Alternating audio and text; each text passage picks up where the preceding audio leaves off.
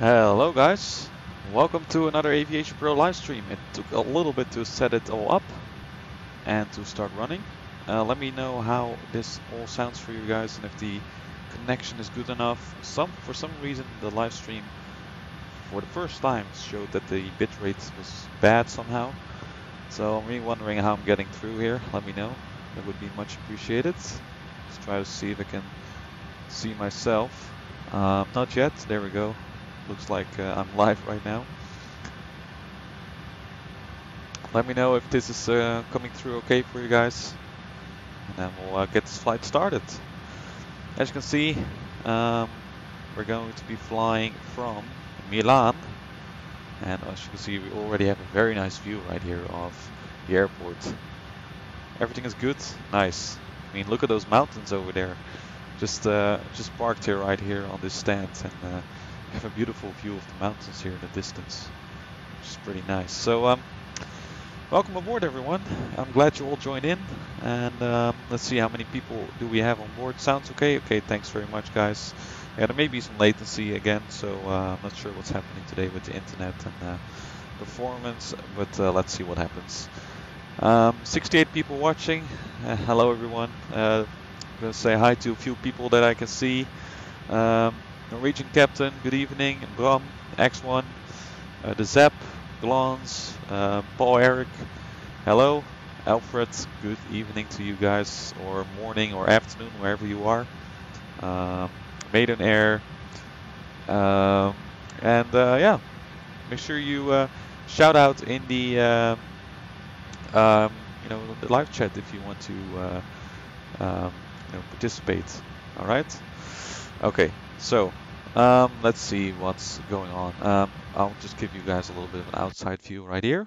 As you can see, we're flying the Cargolux 747-8, the new PMDG aircraft. I'm really looking forward to take this bird out for a flight. As you can see, it looks pretty beautiful, right? So, yeah, I'm very happy with the product so far. I've not tested it really that well, but it looks pretty good. So. As always, I'm always accompanying this flight with a cup of coffee, very important. Okay, so Milan to Copenhagen it is. There should be some ATC popping up at about 8 o'clock, which is about 25 minutes. In the meantime, I'm going to prepare the flight. I did the other direction in the VATSIM Tutorial Series, flying from Copenhagen to Milan. So I thought now it's a good time to do the return flight. I mainly wanted to pick a route there where there was a chance of rain, and in Copenhagen there's some rain as well, because I want to show off the PMDG Rainmaker if possible, of course using Euro better. Let's see how it goes. Any more people? Senna21, hello. From Seattle, good evening, good morning I guess, or good afternoon. Not sure what the exact time difference is. Sasha from Germany, Joe. We've got an international audience as always, and that's very good to hear, guys. Welcome in, everyone. So the estimated time of departure is 20:15 local time, which is 18:15 Zulu. And I'm just looking right now on the 747-8. Where's the clock actually? Huh. That's something I don't know yet. That's quite interesting. I know there's a clock right here. It must be some sort of digital clock. But anyway, I'm gonna quickly show you the flight plan, and then we'll set up the flight itself. I haven't done any FMC programming or whatever, so we just, I thought it was a nice idea to go through this together. I mean, after all, we're all learning yet another new aircraft. Although the differences between the 400 and the Dash 8 should not be that big. From the UK, hello, Henrik from Amsterdam. Good to see you all in. No co-pilot this time, just on my own. But let's see how we'll manage. Okay. Well, let's show you the flight plan. So here you can have the load sheet. As you can see, we're taking a release fuel of 35 tons. Pretty much. We got, of course, this is a cargo flight, so we're taking about 100 tons of cargo with 5 passengers on board. So yeah, nice and heavy. I think the load is about 75% of the maximum load. In terms of the routes, well, you can see the route right here, pretty straightforward. We're gonna fly flight level 350. We're gonna of course fly nicely across the Alps right here.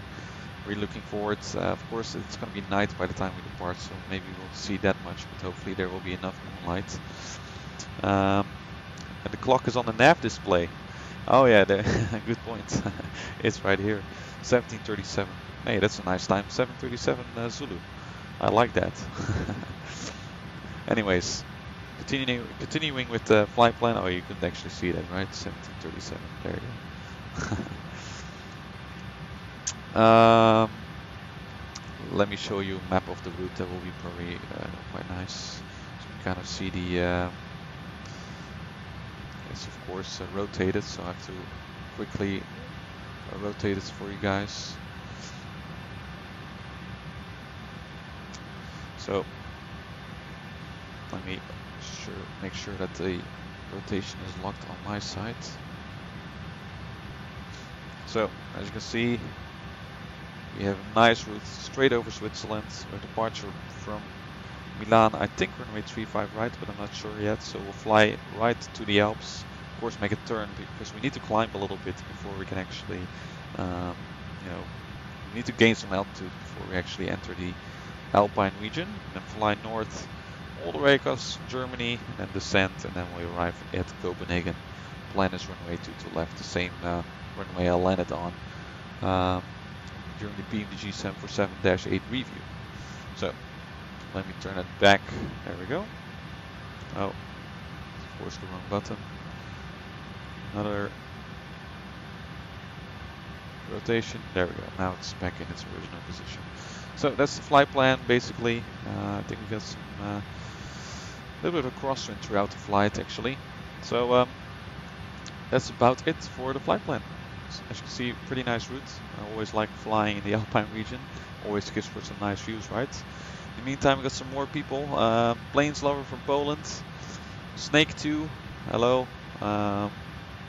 Denmark Control just online. Oh, that's good. I hope he stays online until I arrive. And I hope Milano will be online. 8C was booked, so I always hope that they will actually, show up. Otherwise, it's a bit of a waste of time, of course. Romania, hello. Okay. Now let me quickly plan the flight. I'll just kind of zoom in a little bit better for you guys so you can actually see what I'm doing. Okay, it should be pretty straightforward. Well, maybe it's not very straightforward in terms of ACAR system.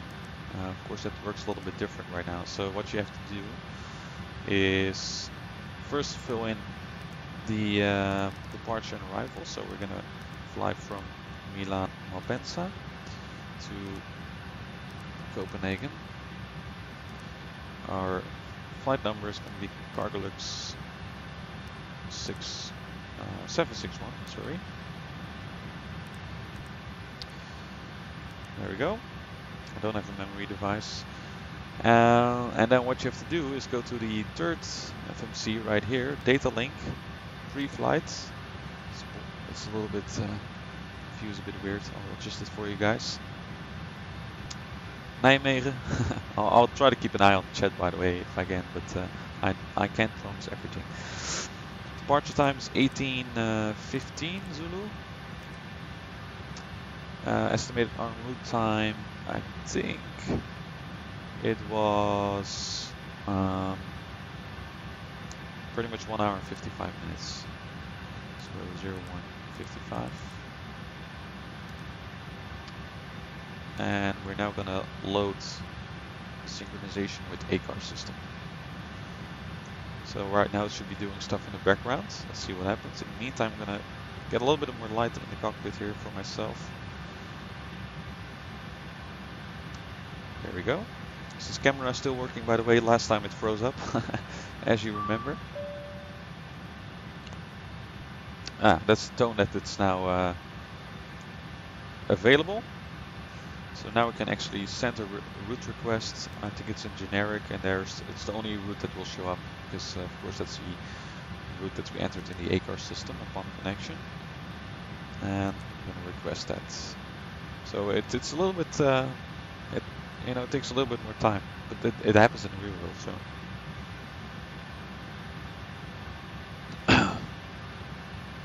Hi from Russia. Toulouse. Nice. India. Belgian passenger. Nice. Route uplink ready. Let's load.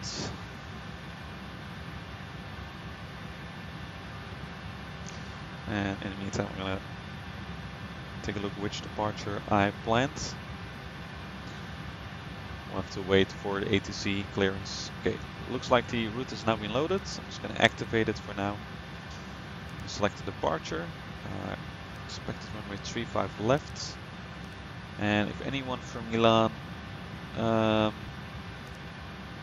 has a different departure route in mind, please let me know.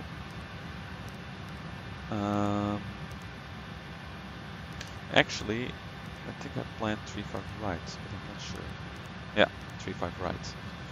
And the Sierra Romeo November if I share a departure, although I might get another departure. And interesting here in Milan is that you actually make use of transitions to get to your first waypoint. And that's to really get you at altitude before you fly over the mountains. So I'm gonna review it once we get our clearance, but in this case we have this transition over here. So I already remember that from the flight plan. Okay. Okay, perf in it. Let me see if that's correct. Zero fuel weight is indeed correct. Reserves seem to be fine. Okay, it looks good. I'm gonna accept for now, although the flight level is gonna be flight level 360. There we go. So that's the performance done. As you see, you save a little bit of time here by basically not having to fill in all this data yourself from the flight plan. Hey Roberto, yeah, I tried 35 right now, that should work. So I hope ATC will come online soon to provide me with an actual clearance. Okay, now we got our takeoff performance right here. Now of course you would normally use the EFB for this, so that's of course new with the PMDG 747-8. So you can, for example, pick runway 35 right. It's dry. The wind, I don't know.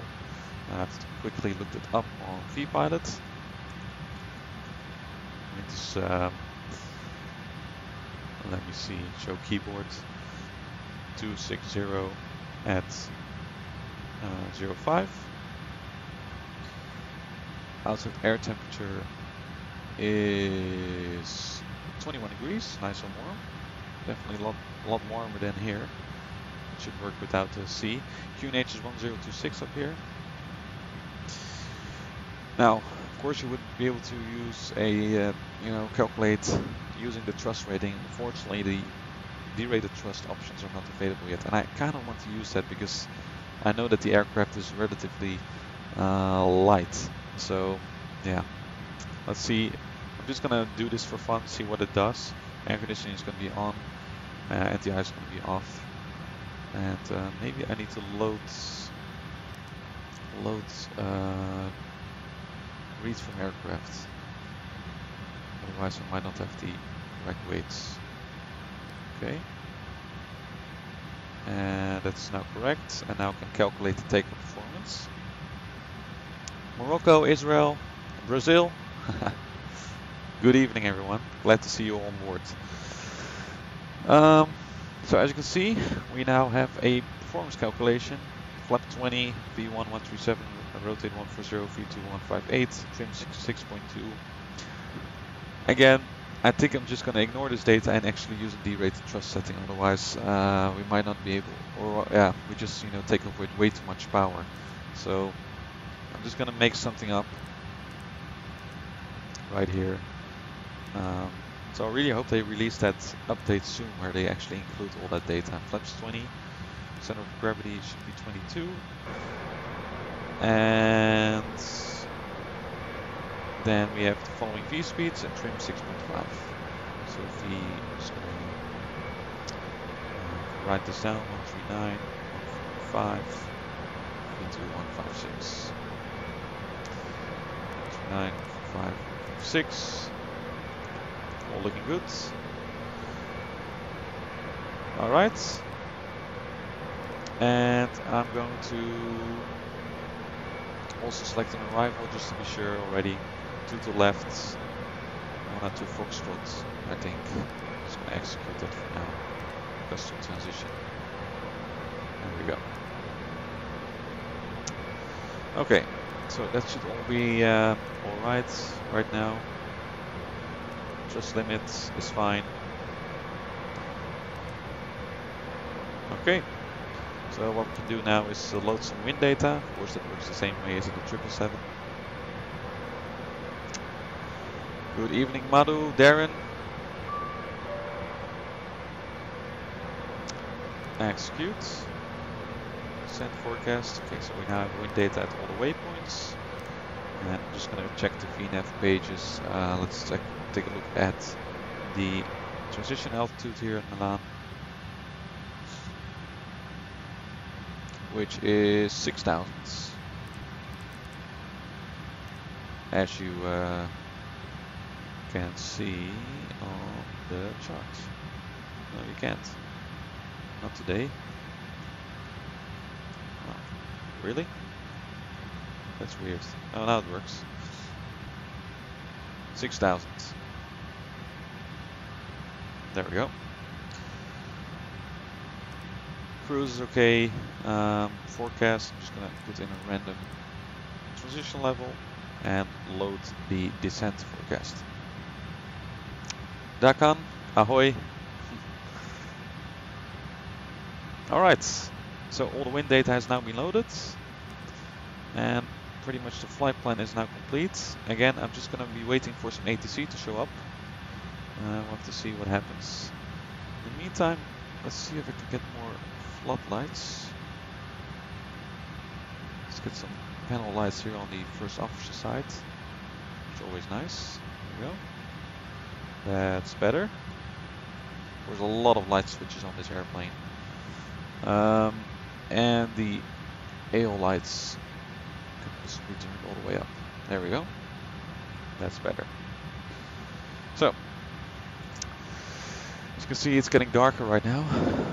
Cannot even see the mountains anymore, so that's quite interesting. So how's the chat room doing? Everyone liked the stream. That's very much appreciated. 163 people watching. Wow. Glad to have you all on board, guys. Again, the departure going to be at, so we're going to push back at, what did I say, 18:15 Zulu. So that's going to be in about 25 minutes. Just have to wait for some ATC to show up. If there's no ATC by 1800 Zulu, so in 10 minutes, then yeah. Then I'll probably just continue without ATC, because if you book, you should of course always actually show up, in my opinion. So let's see, I'm just going to set the barrow. QNH was 1026. There we go. And set that.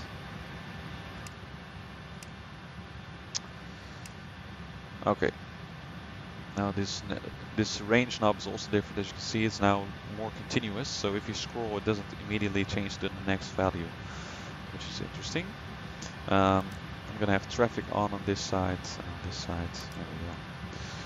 All right. So I'm just gonna scan through the overhead panel, make sure everything is okay. Hydraulics are still off. Let's start the APU actually. See, again, like in the always in the 747, it just draws fuel automatically from the fuel pumps as required, so that's nice. So APU is starting. We have the APU bleed running right here. All the packs are on, so that will just supply bleed air in a moment. And we have the nav lights on and the local lights on. So just give you one more look outside. Isn't that a beautiful aircraft? Very silent here outside, by the way. Hey, we got another aircraft up here. Look at that. What? Qatar Qatar Airways, or the cargo flight as well. Ooh, here that APU starting. That's nice.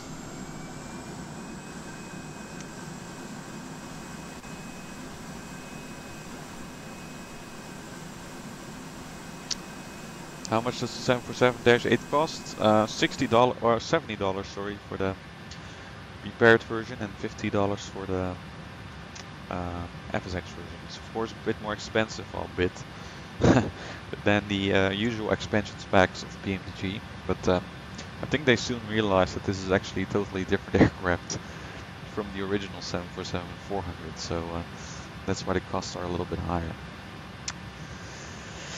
Alright, let's wait for some ATC guys. In the meantime, I'll try to answer some questions. Of course, we can do the pre-flight checklist. Did I forget anything in the FMC? I think we're fine. And one value for takeoff looks okay, 19.3. Again, it's a bit of guesstimation. Normally, you would use either TopCat or one of the EFB calculations. But in this case, yeah, I'm not sure about this. So. Otherwise, really gonna rocket out of the sky, which is not very necessary, right? So, just for fun, rotation speed is 140. So let's see what it is in kilometers an hour. Actually, I really like the EFB; it works very well. Calculator, that's the wrong one. How do we actually exit? There we go. Speed conversion. So we're going to rotate at a speed of about 260 kilometers an hour, as you can see. Very nice. Of course, a lot of other functions as well. Just going to keep the performance page open for now. And of course, another important function is the electronic checklist. And I think the controls of the electronic checklist are very nice. So I'm not sure why it starts at the before taxi phase. I think because I did not load any panel states. I just kind of let's reset the checklist.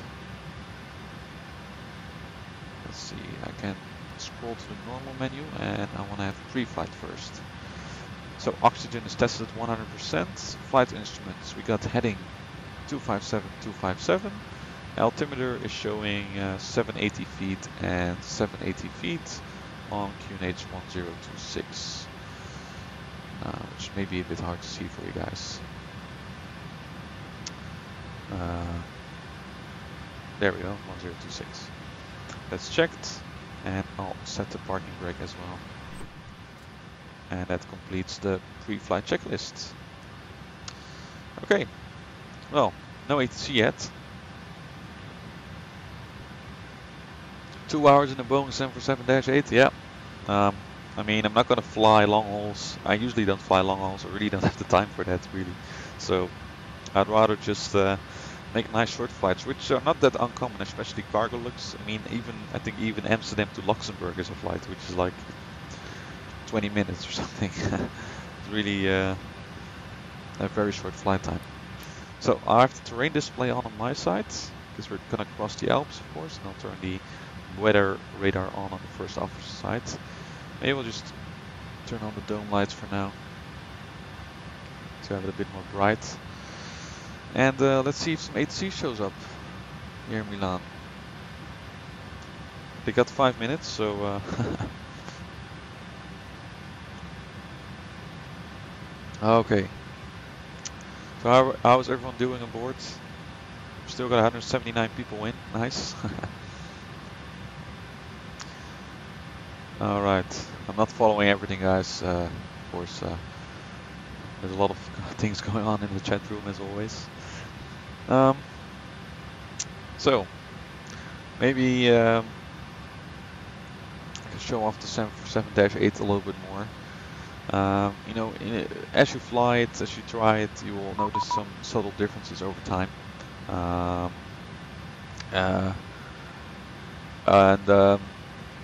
Of course, you know, you have to get familiar with those differences, but they're very nice in general. I think in general there's some performance improvements as well, so it feels a little bit more smooth overall.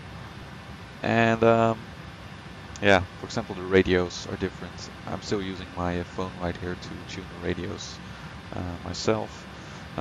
interesting is the transponder right here. So you have these modes: altitude reporting off, which is like the last mode, and then before takeoff I have to switch it back, which goes into TARA. So that's a little bit different.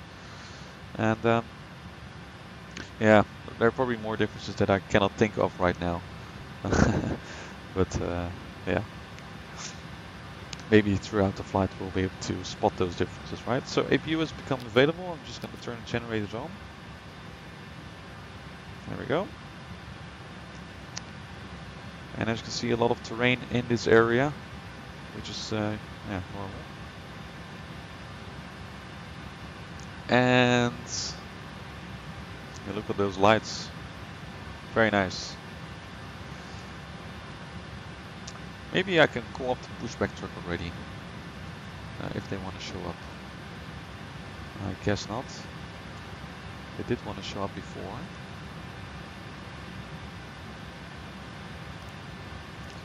Of course, when you actually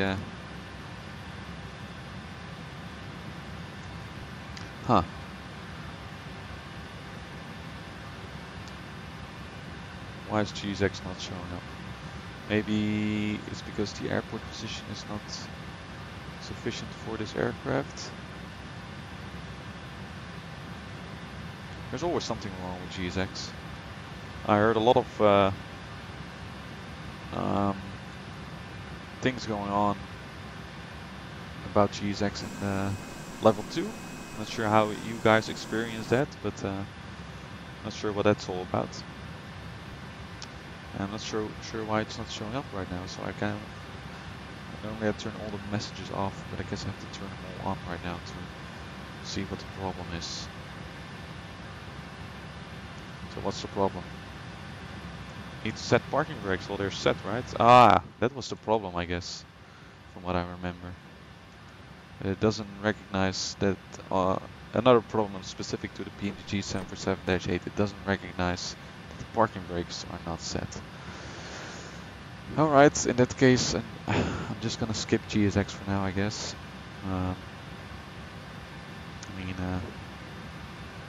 Let's just turn it off, I guess. If we don't need it, we better not let us bother. There's an update right now. Probably fixing this issue. Yeah, I'm gonna update later, of course. So I hope GSX fixes that. Indeed, that was one of the problems, but I also heard with level 2 there were some problems in general. So yeah, let's see. Milan radar is coming online. Nice. Thanks, Alien21. He's our controller for tonight here.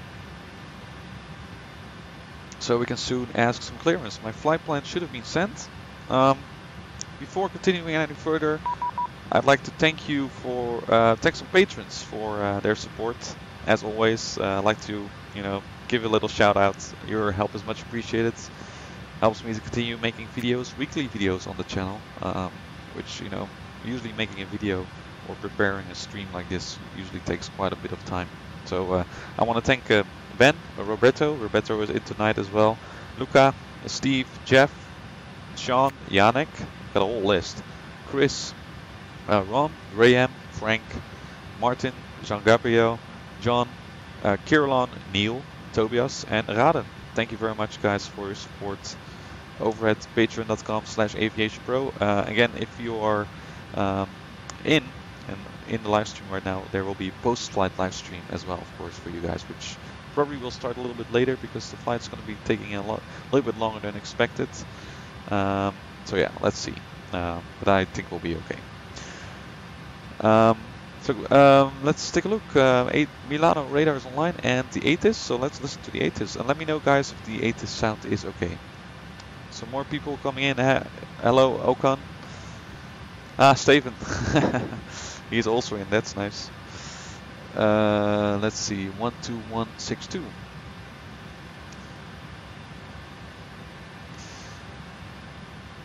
And let's see what the ATIS will tell us, and then we can prepare departure.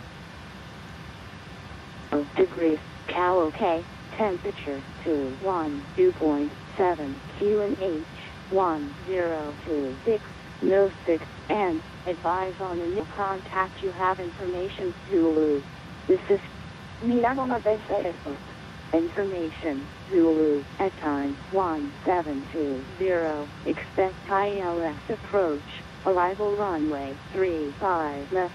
Departure runway 35 right and 35 left. Transition level 70. Wind calm. Variable between 220 and 360 degrees. Cal OK. Temperature 212.7 QNH 1026. No 6. Alright. All'Italia 130. Milano radar. Buonasera. Before I ask clearance, I'll just go off the frequency. So hope you heard the 8 is alright. Let me know if that sounds okay. We have information Zulu on board. We expect either runway 35 left or 35 right. And then we'll basically ask clearance, right? We've got our pre-flight on, so we can get ready. Was the 8C audio okay, guys? And once we got a clearance, we can review the departure. And then can get going. And then we'll just push back ourselves without the help of GSX. Okay. I'm going to go on the frequency right now. And then we'll ask clearance shortly. With information Zulu. Milano, buonasera, l'Italia 178. Here already some traffic online. Italia 1790, Milano radar, buonasera. Okay, thanks guys for the report. Roger, question Sapiens to Palermo, ready to copy. So you're wondering why the audio quality is so bad? Stand by a few weeks. There's going to be a voice codec update for VATSIM. So finally getting some better voice quality, which is going to be nice. Okay, let's see what's going on here. Trying to follow what they're saying. Linat, good evening. KLM 1622. Just completed push and start, ready for taxi, but we request IFR clearance to Amsterdam as filed. Ah, Amsterdam. It's the KLM 162 station calling Milano. Pilot Panos, hello. Yeah, guys, just waiting for this transmission to be finished, and then we can go. Departure time is in 10 minutes.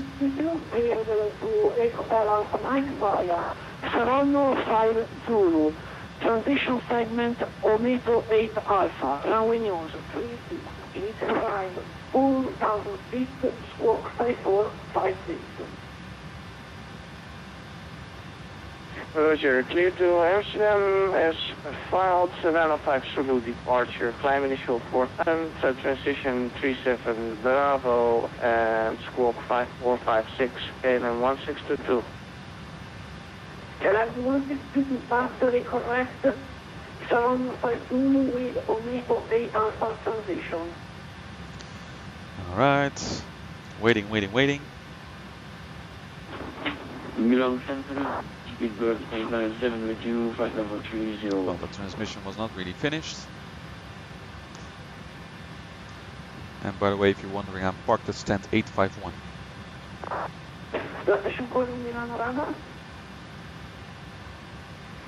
Speedbird 897. Sometimes you have to be a bit patient. Speedbird 897, Milano, Buonasera, squawk 5416. Ryanair 5 Zulu Mike. What? Traffic runway 28. Yeah, people are all talking to each other just because.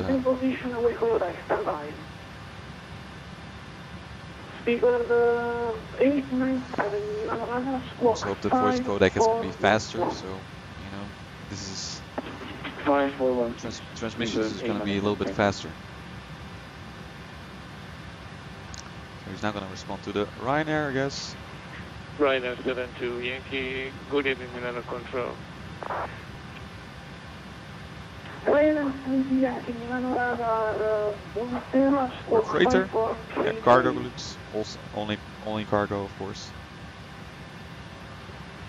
Squawk 5433, Ryanair 72 Yankee. Gonna go now. Milan on radar, good evening. Cargo looks 761 at Malpensa, stand 851 with information Zulu requesting clearance to Copenhagen.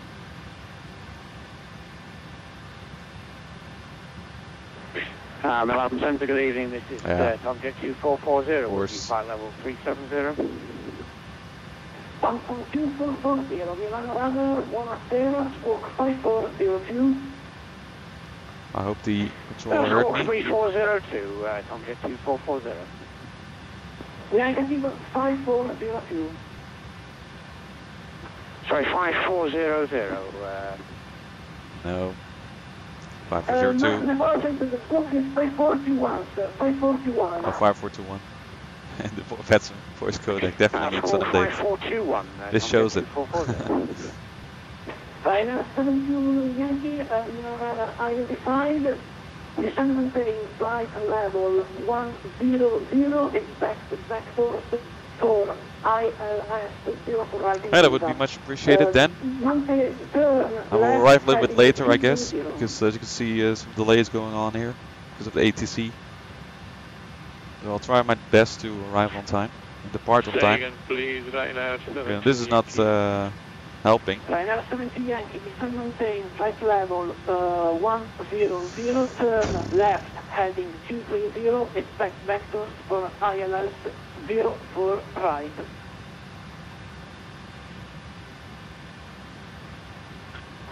Descendant maintain flight level 100, turn left heading 230, expect vectors runway 0. Hey Neil, thanks very much. 72 Yankee. AviationPro 761, Milan radar, buonasera. Thank you so much for your streaming. Ready to copy? Ready to copy. Carlux 761.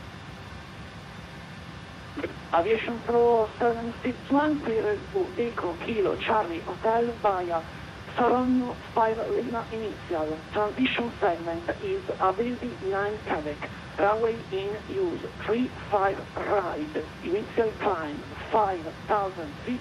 Squawk 5412. Clear to Copenhagen via the Serrano 5 Lima departure. Avesi 9 Quebec transition. Runway 35 right. Initial climb 5,000 feet. Squawk 5412. Cargolux 761. There we go. 521 on the squawk. AviationPro 761, readback is correct. QNH in Milan Malpensa 1026. Okay. 1026, Cargolux 761. Thank you. Alright, so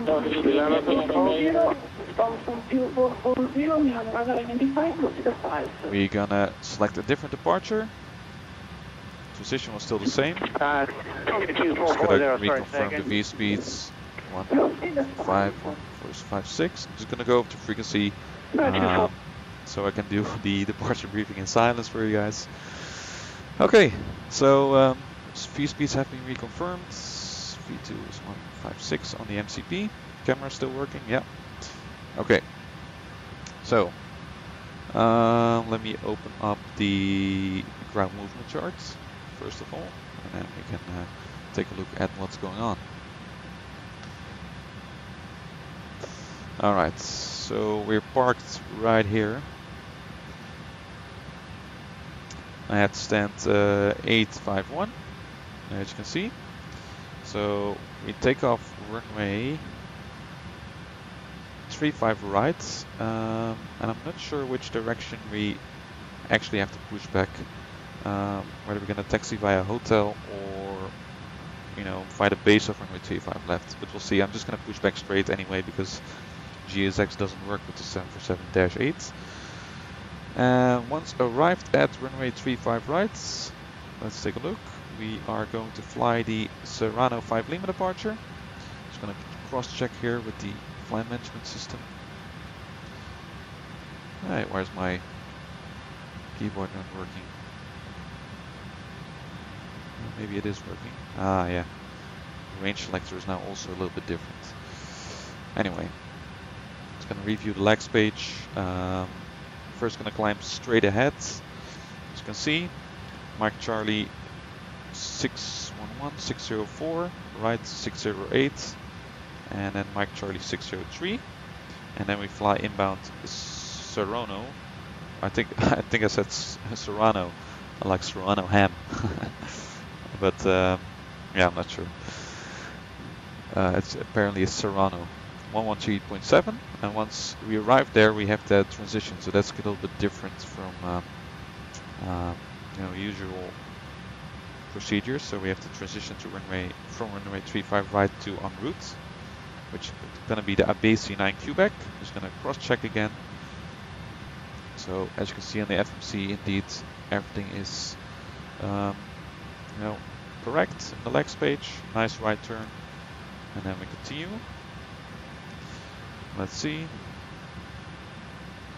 So we start here at Serrano. Yeah, I think these files are rather big, so it takes a little while to load. And then we turn to Olpur, and then we have quite a sharp turn to the left, radial 310 from Bergamo VOR. And then we'll continue to Adari, Nikmo, and Abesi. So Olpur, Adari, Nikmo, and Abesi, as you can see. And by that time we should have gained plenty of altitude to actually get us going. So in case anything happens before V1, we abort the takeoff. In case anything happens after V1, we'll continue to take off. Let's see minimum safe sector altitude right here. I'll show you guys again. It's probably quite high in this sector, 10,000, 8,000. So I suggest climb to 10,000 and then just direct to Malpensa VOR and deal with the situation from there. So we can stay close to the airport and return to the airport. We should be within landing weight limits anyway. So that's a bit of a departure briefing for you guys. I'm not going to make it too long. I have to depart right now. I'll taking my final sip of coffee, and then we can go. Are you guys all seated? I'll go back on the frequency, and then we'll do the before start items. Okay. So I think the hydraulic system works the same way as on the old 400 version, with the right system first, and then the other systems. So there we go. That one on aux. All the hydraulics are on. I'm going to turn the fuel pumps on. Why did you take off without ATC clearance? And I'm just going to take a look at the fuel right here. I think we're going to have tank to engine. This also looks a little bit different, if you may notice. So each tank is now supplying its own engine, right? If the fuel level would have been higher, we would have used crossfeed and the override pumps, but that's not necessary right now. So that's all set. I'm going to turn on the beacon lights on both, as this one. I'm going to turn off the dome lights. Create a little bit of nice atmosphere. There we go. You guys can still see me alright. Yeah, the camera is also still working. Very good. Yeah, I'm just gonna get some lights on here. Doesn't need to be too dark. And we'll just consider ourselves ready for pushback. Alright.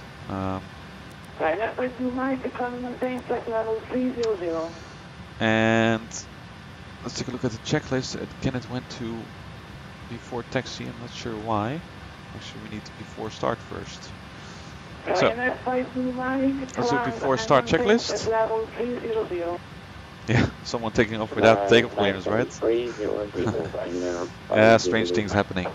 MCB, we got V2156. A heading is not set. I think the initial heading is going to be 348. Yeah, 348. Altitude 5000 is set. Takeoff speeds, we got V1. Yes, sir, we are now ready to copy it here. Tonight. Takeoff 139er, rotate 145, V2 146, that's set. CDO pre-flight's completed. The trims 0 and 0 units. Taxi takeoff briefing is completed and the beacon is set to both. I'm also going to set the trim for takeoff. Now we have hydraulics on. As you can see, the trim needs to be 6.5. You can actually very easily see that here on the ACAS display. So that should be no problem. Okay.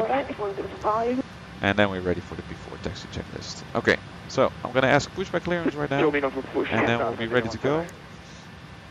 Arm LNAV and VNAV already. And as you can see, it's very busy on the frequency, so it probably will take a little bit of time to get through. So guys, hope you're all seated. Wondering where the seatbelt sign actually is on the freighter. Yeah, there it is. So get all seated, guys. How many people do we got on board?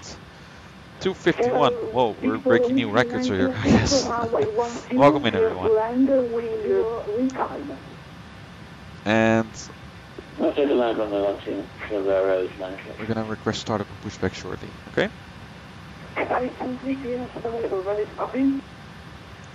course, that's the downside again of having only one center controller. It would be nice to have ground controllers. I guess not. Side tech joke, guys. Yes, clearance is available. Ready to copy? Meantime,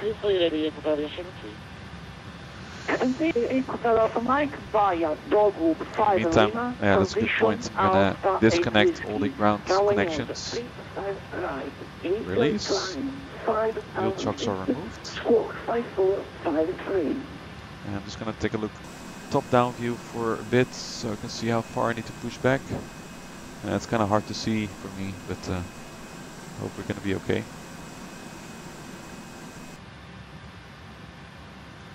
I guess I'll just taxi all the way to the line there. Left heading 070, clear LS 04 right, report establishment. John Griffiths, first time watching a VATSIM flight. Huh? I think you will love it. Or maybe this part, you know, where you have to wait a lot, you won't like. Heading 070, descend 3000, clear LS 04. I'm trying to get through. As you see, we already have 5 minutes delay. Might need to increase the cost index to make up for that. 070, descending 3000 feet. And cargo looks 761. Oh guys, come on. Clear to land 04 right, Ryanair 72 Yankee. No. Negative for the ILS approach, report establishment. Yeah.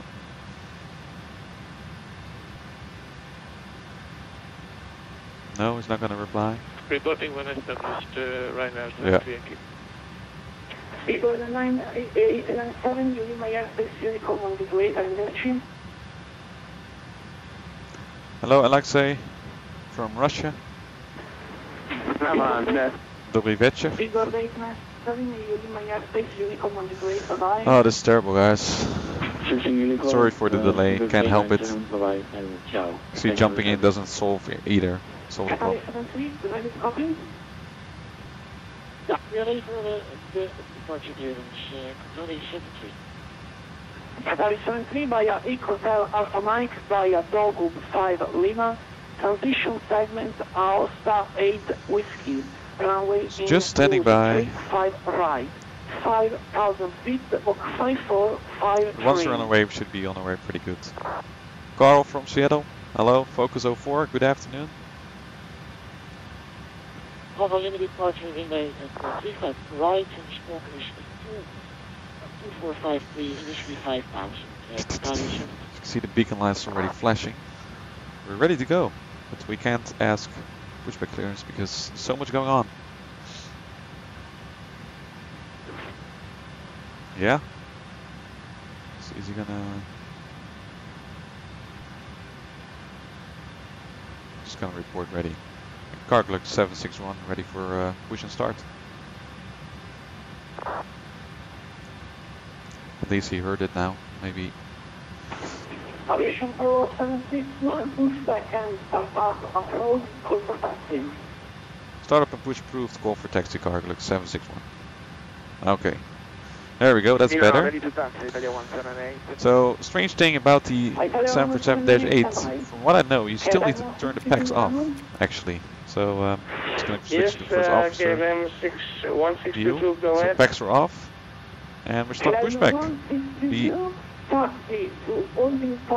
The old method. If that works. Yeah, we're moving. So, just using Shift plus P. Roger, holding point, relay 36. Alright, it's going to open the engine page. Bravo, and we're going to start the engines. Okay, It's a bit hard to see. I'm just going to turn the dome light on for a sec. There we go. 3 and 4. 3 and 4. People just talking to each other. This is crazy, guys. Man, looking forward to the new voice codec. Okay. We're just remain calm, right? We're not gonna let ourselves be getting stressed out by this. As you can see, auto start is functioning, so the engines will start up itself, and we have 2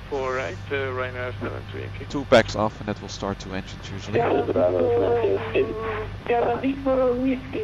Yeah, he's calling me. He's giving me a special call sign, I guess. I'm just checking whether the pushback is going all right. Seems like it. Pretty slowly, the default pushback. That's okay. Honda AG100 is ready for Alright, see fuel is now being injected. EGT is rising both engines. We got N1 rotation. Looking good.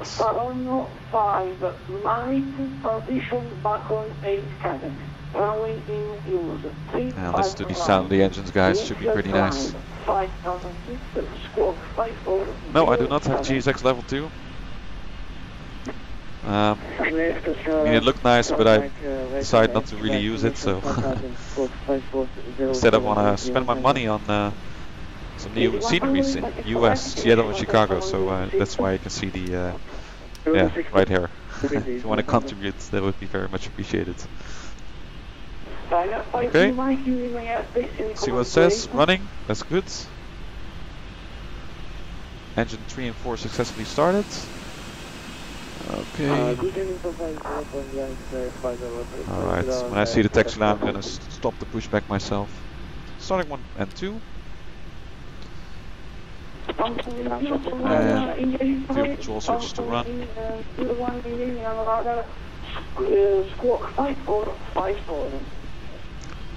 far so good. Okay, I'm gonna stop the pushback here. Turn the transponder to Alps, reporting off, by the way. Parking brake set. Oh, parking brake was already set. Still the pushback magic of, you know, default flight simulator pushback still works.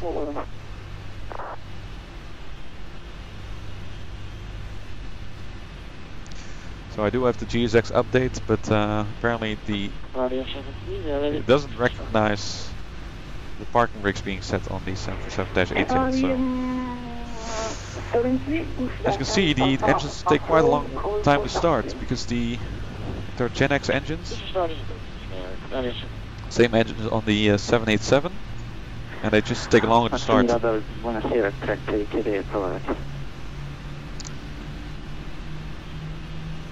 So also when you fly the 737 MAX with them, you know, the engine with the higher bypass ratio, you will notice that it takes quite a bit longer to start the actual engines. So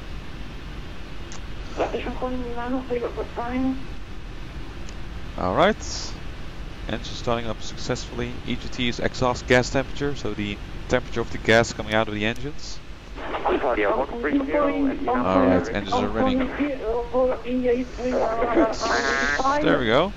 Wow, what's going on? It's terrible. Alright. All looking good. I'm gonna switch the demand hydraulic right to auto. Turn the packs back on. And turn the APU off. Turn dome light off for now, we don't need it. Auto brake RTO, and gonna check the flight controls, which page is that? I cannot read the knobs actually from here. There we go, is it better?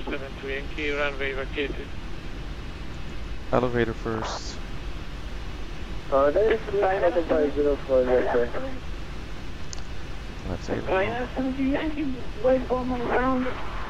Wait seems to be working out. Time 27, send your choice. And the rudder finally. The rudder is pretty slow, by the way. Okay, that's all set. Frequencies are set. And we did it before taxi checklist. NTI is not required. I'll check the recall. I think it's this button. Yeah, TCAS is off. That's fine for now. Auto brake RTO, flight controls check, and the ground agreement is clear before taxi checklist is completed. And I should have set the flaps first actually. I'm just going to set them to 20 right now. And once they're set, we can ask for taxi. So, hope everyone is still doing fine. We're going to be taking off shortly, so don't worry. So we're now, I think we're going to taxi via Golf Yankee, but I'm not sure.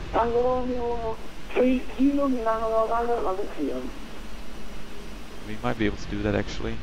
Otherwise, not sure how he's going to send us, but I'm just going to have my paper ready so I can take care of it myself. Bravo, Tango 1, on the shot 36, call you after for Italian 1798. Okay, but let's ask taxi clearance. Flaps are set at 20 right now, you can't see that, but there you go. Flaps 20 set, so before takeoff checklist is also completed. So we should be able to move straight away.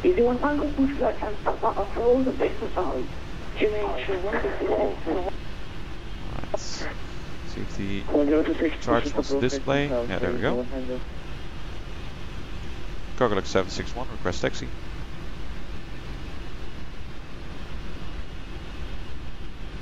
AviationPro 761, did you have Aerosol signaling?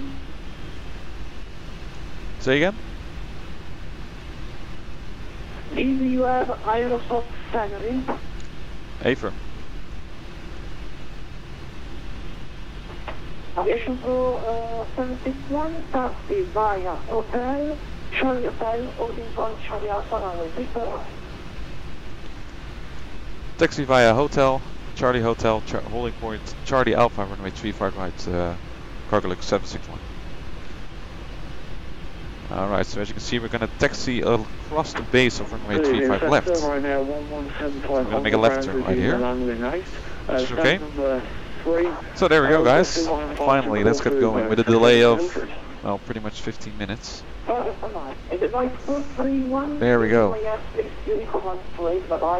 Alright, I'm not sure what this Qatar is doing up here. Hope it don't clip his wings. Stand by. Man. Okay. Well, we're on our way. Can't wait to get out of here. Get off this frequency. Alright.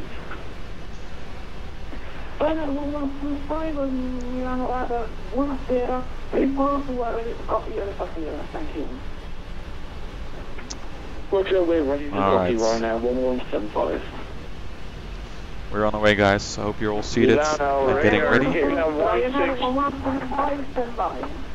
This is terrible. This is really probably the most terrible situation I've ever heard. People just talking to each other, not waiting in their moments. Of course, the controller can't help this. I mean, this is really down to the partly the VATSIM codec and people being not able to relax, guys. It's just VATSIM. Alright, I'm going to turn the runway turn-off lights on as well, so you can see a little bit better. So V4 takeoff checklist was already completed. Once we arrive at the runway, all we have to do is turn the transponder to T array, strobe lights on, and then landing lights on, and then we'll depart. You can see already armed LNAV and VNAV on the remote control panel.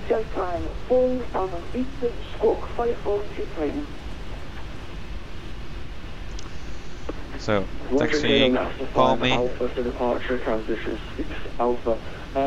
knots, with 35 left of our left.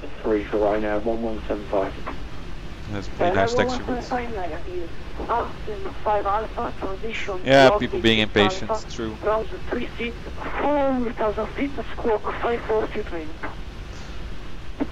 Especially in real life, I don't think you should be impatient, because you all know that has led to accidents. So, frame rate is rather low. Again, you know, streaming is just heavy on the computer, but still flyable. It's not like it's totally undoable or something, but I guess my frames are hovering about 20 frames per second right now. So we're now in a hotel. Then the first right is Charlie Hotel. Then we should overturn a little bit more because we're oversteer. Of course, I've got a pretty long body behind me. 747-8. By the way, if you want to watch my review, there's a link in the description of this new add-on, and you'll definitely enjoy it if you get it. Ready for line-up and ready to go, Italia 178. Alright, so we're now in a hotel. Luckily we've got good taxi signs.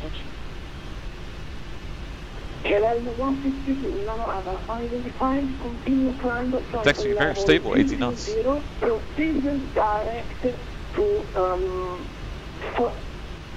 Proceed direct to Oneto, Oscar, Mike, Echo, Tango Star. I think I can speed up a little bit though. Although that turn, as you can see here, the right to Charlie Hotel is pretty sharp. We'll see what happens. I hope Copenhagen ATIS will be online still, I'm not sure. Do you fly the MD-11? Nope. Don't have the MD-11.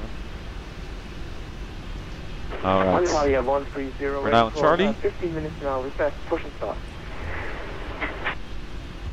And 35 rights off our rights right here.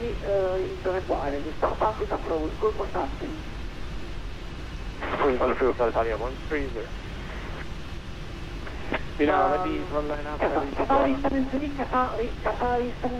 There we go.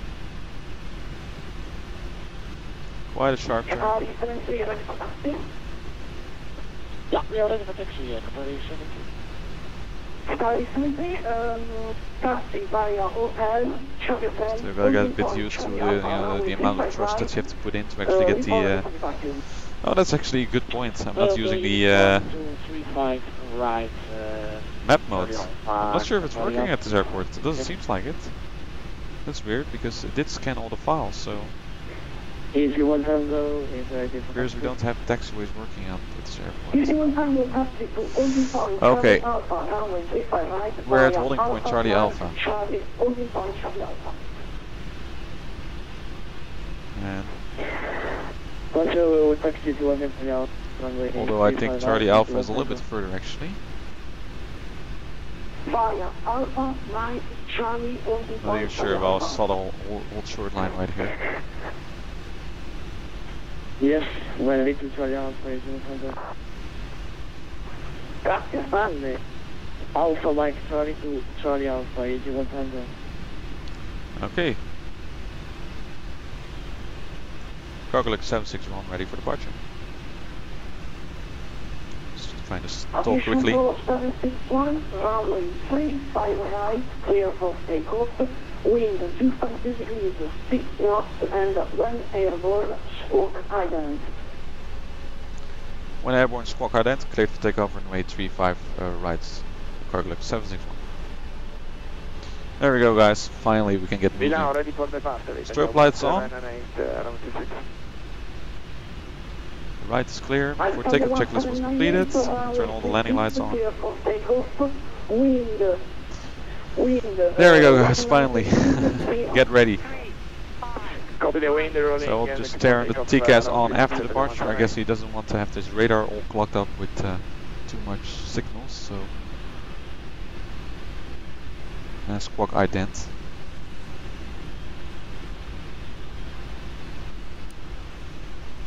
Runway 35 right. There we go, guys.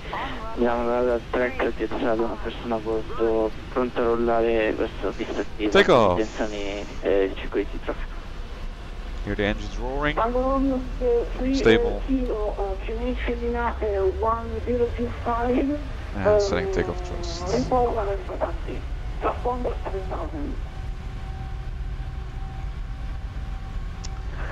Thrust set. 7000 and we are ready for taxi. 8 knots. Intermediate holding a position November 5 by November. Maintain position reaching November 5. Hold position November 5 by November. V1 rotates.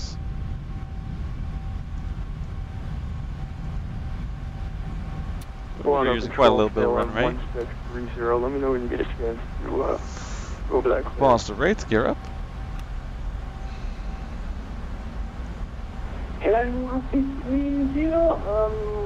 Maybe I did use a little bit too much derated thrust, but we're airborne.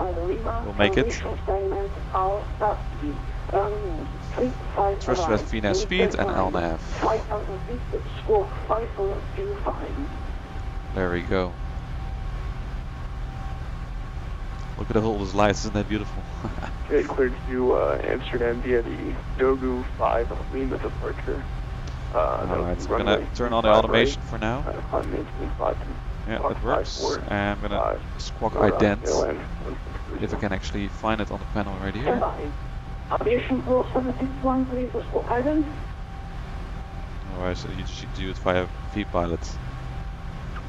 AviationPro 761, radar identified, continue climb, flight level 200. Continue climb flight level 200, cargo log 761. Alright, so we've been recleared, flight level 200. There we go. Climbing slowly, as you can see. Well, this would not be very much different from so I did try to find a button for the squawk ident, but couldn't find it, so I did it via VPilot instead. Flaps 10. There we go. Look at that view. Look at all those lights. Isn't that beautiful? Negative 250, 250. 5. 250, continue climb 178. And the 747-8 performs nicely. Hand flying was nice. Yeah, I'm already on autopilot because it's simply, you know, very busy on the frequency, so I'd rather, you know, let the airplane do some work right now. Flight level 360, okay, then 162.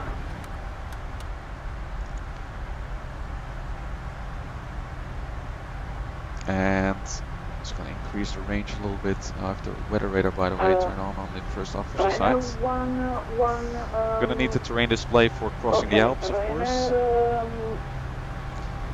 And we're accelerating further.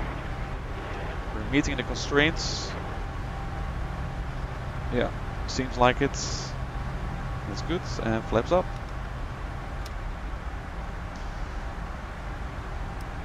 I can't turn some of the landing lights off here. Make sure that everything is set. And we do got an after takeoff checklist, so let's take a look. After takeoff checklist is completed. That's easy, right? There we go, guys. Hope you all enjoyed that takeoff. You know, this is as busy as VATSIM gets. Look at all those lights. This is Milan over. Ain't that nice? We got the traffic warning. See if we can see anything. No. We do got a little bit of weather up here, as you can see, but nothing significant, so that's fine. I will definitely be able to show the real hand flying once we arrive in Copenhagen. Because from what I know, the weather's going to be quite windy up there. So let's see what happens.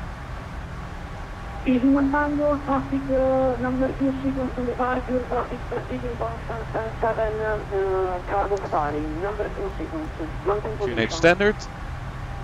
The lights, by the way, is too low, guys, on this side, and let me know. Try to increase it a little bit, and maybe a bit better. Okay, we hold position into a vendor stop.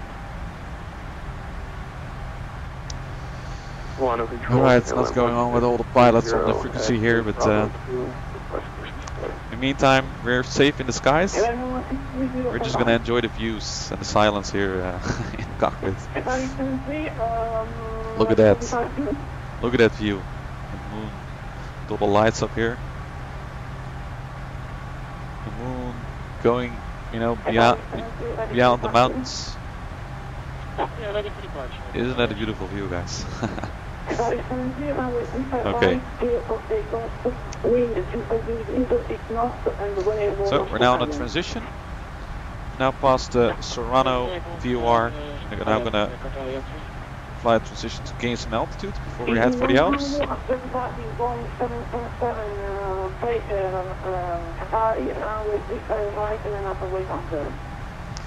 And let's take a look. Just the range is a little bit weird right now with the different system, but okay. Yeah, speed doesn't show because VNAV is active. We'll turn off the landing lights. And overhead panel is looking good. There we go, guys. Isn't that a beautiful view? Flying towards the moon. Clear radar right now 1173, 0.737 800, requesting clearance to Copenhagen. Seems things have calmed down a little bit. We're accelerating right now, as you can see, to about 322 knots. Thank you, Director. Thank you for the one time. AviationPro 761, proceed direct to Slovenia, Bravo Eco Sierra India. Proceed direct ABC's Cargolux 761. Yeah, I mean, flying a different airline than usual, so that's always. So we're now direct at BC. Apparently, we already have gained enough altitude to make the crossing. Under control, airline 163. So now we're really gonna head for the Alps, guys.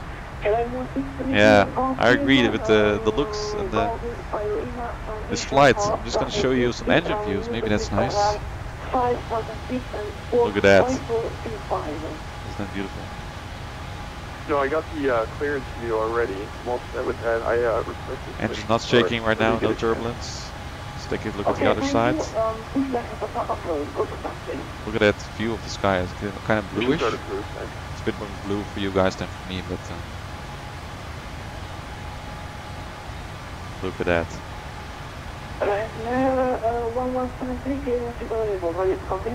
Ain't that nice?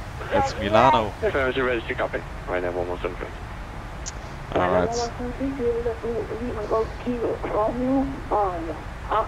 Got a little bit of clouds here. There is some rain in those clouds, but it's nothing significant. Can't wait to go off this frequency, to be honest, because on the Absent 5 Alpha transition. let me just check the VATMAP. Alpha. And 4000 smoking 544. I hope you're all doing right well. Now, 117. Out there in the cabin. Looks like we don't have ATC in Switzerland, which I don't really mind because And can you repeat will be some nice quiet time so we can kind of catch up with the chat. What's been going on, of course, again. 1036 right now, 173. We'll just happily cruise along. So we reach flight with 200, hope we get a next altitude soon. And looks like the arrival time is going to be 2017 Zulu. It's not that bad. It's not that bad. Just hope the controller will be able to stay around for a little bit longer than he booked. Let's see.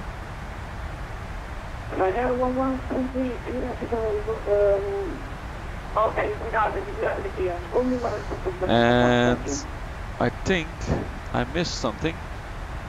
We'll call ready. I missed a donation. Robert, thank you very much. It was already 8 minutes ago. Thanks very much. And for the wish for the good flight. Thanks very much for your kind donation. Very much appreciated, and really helps the channel. Sorry I missed it. Of course, a lot of things going on, so I could not pay attention to the little ticker. But thanks very much. Oh, what's happening right now? Nope, don't need it. After departing the beautiful MD-80, so then I can wait. Beautiful MD-80, yeah.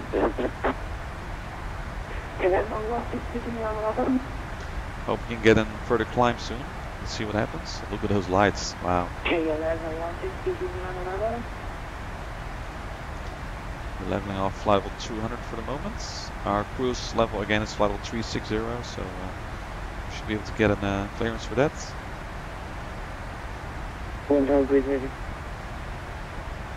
And otherwise we'll probably just switch to Unicom 1228 in a second. I honestly hope this is going to be the last flight here on the Aviation Pro channel with the old voice codec. 761, thank you so much for your streaming and obviously which Unicom 1228. Yeah, you're welcome, and Unicom 122.8, thanks for the HC, and good night, Cargo 761, bye bye. Arrivederci. Arrivederci. Should have said arrivederci. Usually I try to use the actual, language. There we go, guys. We're off the frequency. Wow, that was hectic, wasn't it? Man, so much going on, so much impatience. But we survived, at least for now. The computer has survived, the flight has survived. Of course I hope it will keep surviving until the end. Let's see what happens. I'm gonna take a sip of water because there's a lot of talking right now, and then I'm gonna catch up with the chat for you guys.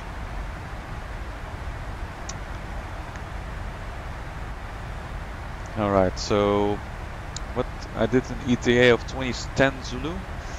Maybe I'm able to increase the cost index a little bit. Let's see, we arrived with 17.6 tons of fuel. Yeah, I think I can do that. So to speed up the flight a little bit, I can increase the cost index to, let's say, 100. Does that change anything? Not at this stage, but in cruise the N1 setting will probably be a little bit higher.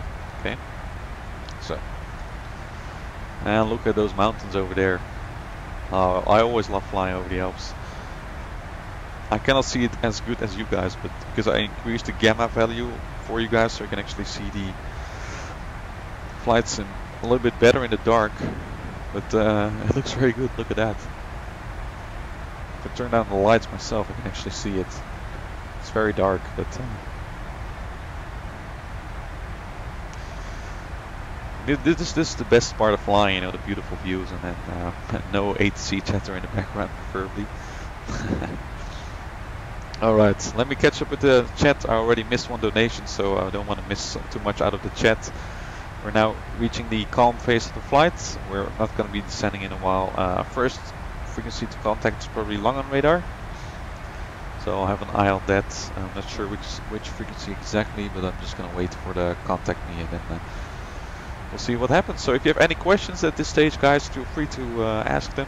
I'll be happy to answer them for you. And the camera has also survived, right? Yeah. I hope it's gonna keep surviving until the landing. Let's take a short look from the first officer view. Just look at that, guys. That's the Alps for you.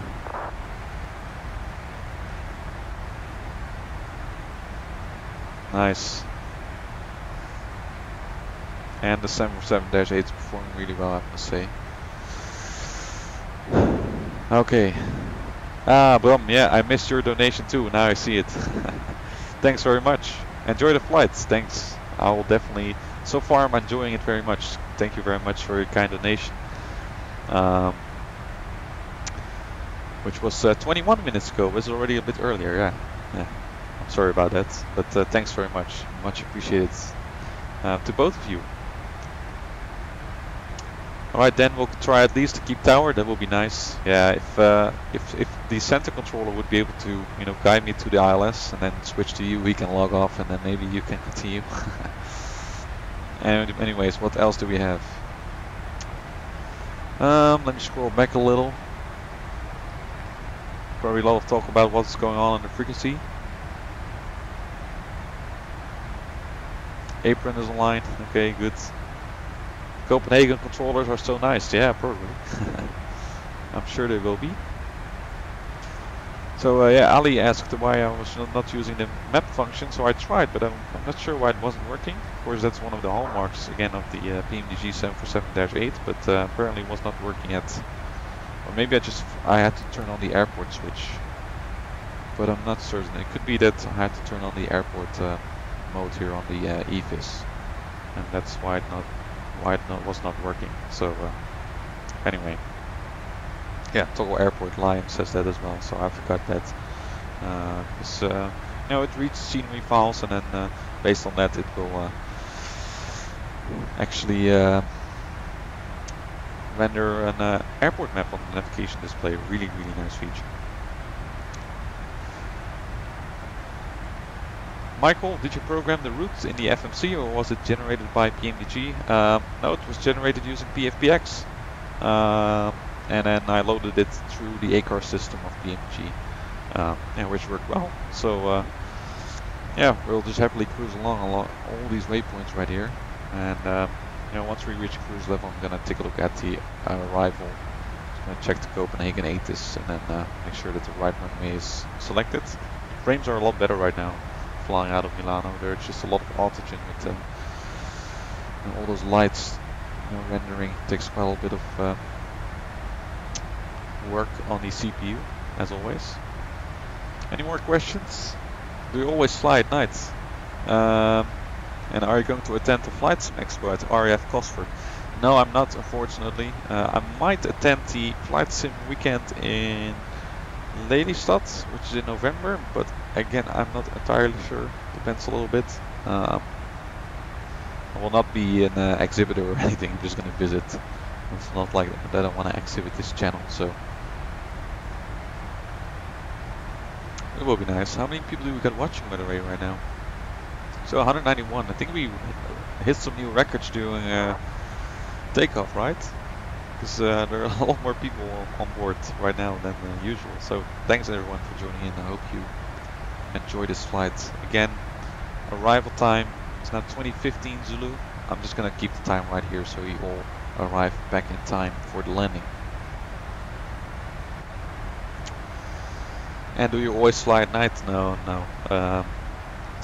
No, it depends a bit on my mood. Sometimes I'll really like flying at night to see all the, you know, the lights down there, and it has something special. Or preferably dawn or dusk. You know, that's what I love most. As you can see, you know, before the departure at Milan, really nice view over the Alps. If I would have departed around that time, it would have been some very nice views. But of course, you cannot control that.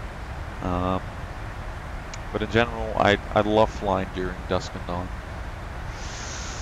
And yeah, it depends. You know, summer. You know, in summer you always fly in daylight pretty much because it's just lights a lot longer. In winter you fly more at night. But in terms of which I prefer, I think, yeah, it depends on the mood again. Sometimes you have a lot of daylight flights and then you think, okay, you know, now it's time to make a night flight again. So it really depends. Osman, what sky textures are you using? I'm using Rex Skyforce 3D. I'm not exactly sure which texture is installed. I usually just let it render in random theme. Usually I'm happy with it. As you can see, it's a little bit bluish for you guys, but you know, for me it's rather dark actually. Can't see that much. All right. Edu, will you fly to Riga in the future? I love your videos and greetings from Latvia. Thank you very much. Yeah, Riga will probably be featured once more. I did fly that when the 747-400 came out first. You know, together with first officer 20, we flew to Riga. Nice, a nice airport as well to fly to. A nice route from. Yeah, we flew from Amsterdam. So that was kind of the inaugural flight on VATSIM for the 747-400, which was very nice indeed. Okay, we're reaching cruise level in the meantime. Level 360. We're gonna stay here for a while. We don't have any step climbs.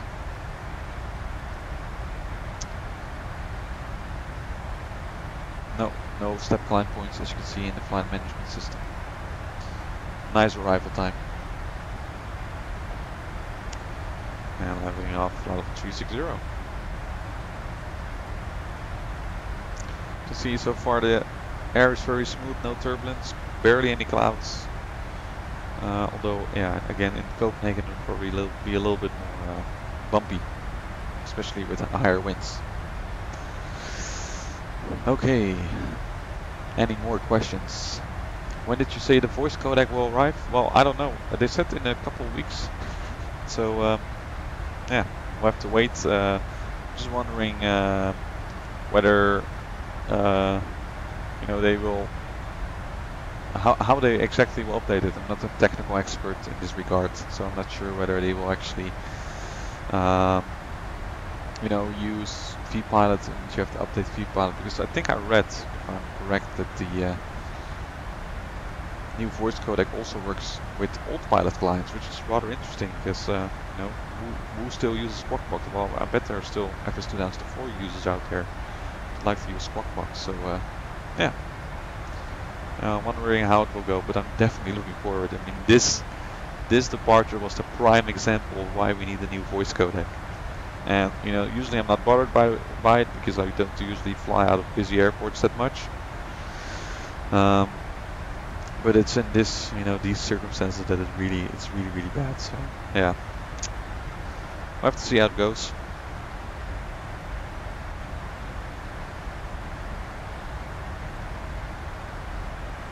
Okay, what else do we have? Any more questions?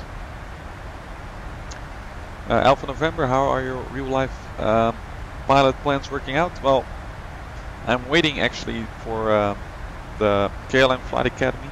The selection procedure is currently on hold because they received too many applications.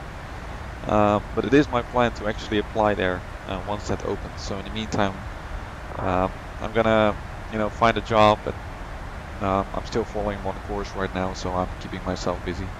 You know, earn a little bit of money to get prepared for the selection.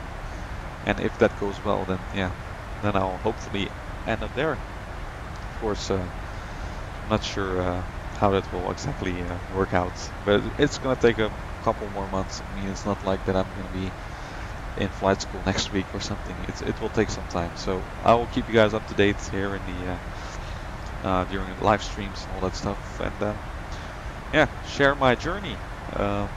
See how it goes. You know, if it doesn't work out, I still have flight simulation, which I also, you know, thoroughly enjoy. So either way, I'll be happy. But of course, it would be very nice to actually go into flight training. Okay. Any more questions? Greetings from Lebanon. Hello, Shant. Nanda, I really want to go into flight sim, but it seems really daunting right now. It's not as simple as in the FSX days. Yeah, you know, it depends on how daunting you make it yourself, you know. It can be, you know, if you expand it with a lot of add-ons like here, it can be daunting. But if you keep it simple, if you just, you know, get a couple of airports and also get a couple of, you know, aircraft, or maybe just stick with one aircraft so you really know how it works and then build your way up from there. It may be a bit more complicated than the FSX days, but you will enjoy it. I mean, look at this sim. Just look at the views.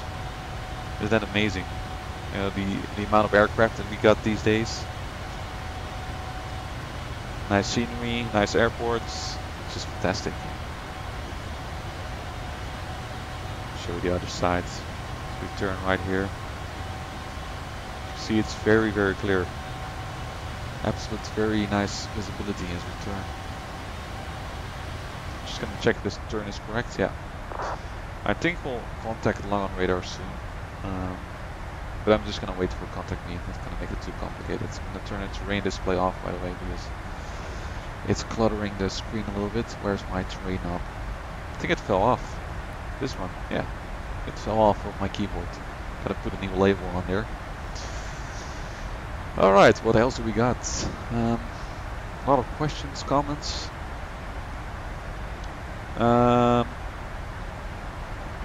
Have you ever checked out flying to Mexico City? No, I haven't, to be honest. Yeah, I've not explored South America that much, if I must say. Dennis, I didn't catch the start of the slide, but usually in the beginning when you contact tower you announce that you have information Bravo, information Echo, whatever. What is this information? Well, it basically is an identification letter. So it helps pilots and ATC make sure that they both have the same information about the runways that are active and the weather at the airports, and then other information that's of relevance, for example taxiways that are closed or something. So whenever there's something new, for example when there's a weather update or a runway change, the ATIS gets a new identification letter. So information Alpha becomes information Bravo, and then everyone knows, okay, the latest information is Bravo, so we all need to make sure that we listen to the ATIS to get the latest information. That's how that works. Rishi, how would you request a step climb via ATC? Can a 467 step climbing up to flight level 380 or something like that? No, you would ask for a new flight level.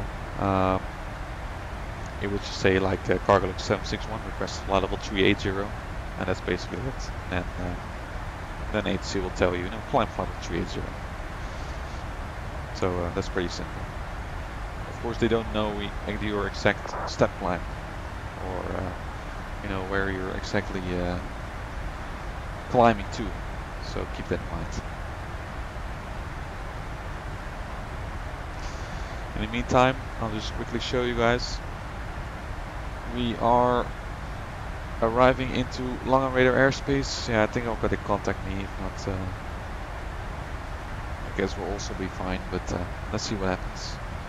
Well, Charlie is active, so that should be okay. Flying over Stuttgart. Stuttgart is right here. And then we'll continue our nice flight. Copenhagen is still online. Not a lot of traffic here, so we should be good to go.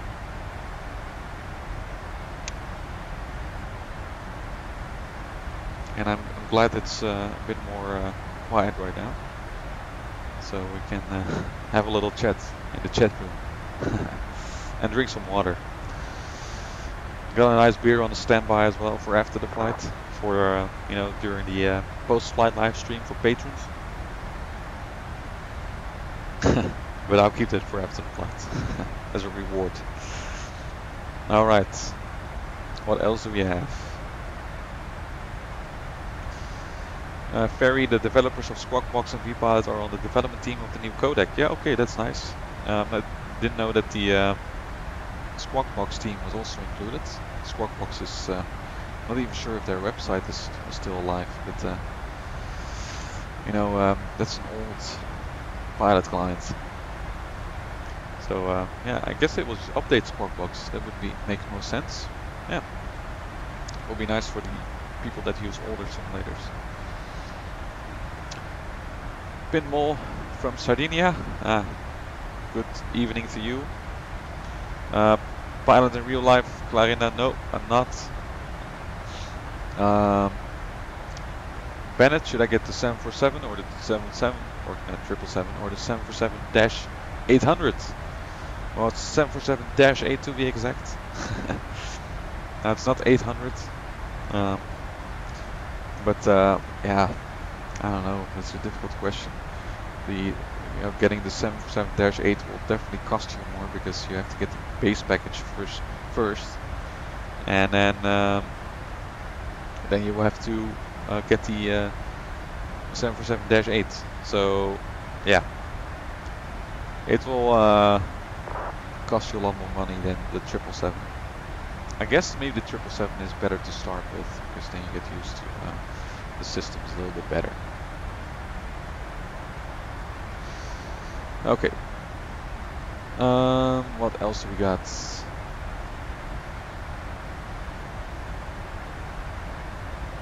And which one is better in the FPS? I don't know. I think the 747-8 is actually pretty good, but it doesn't really make that much of a difference.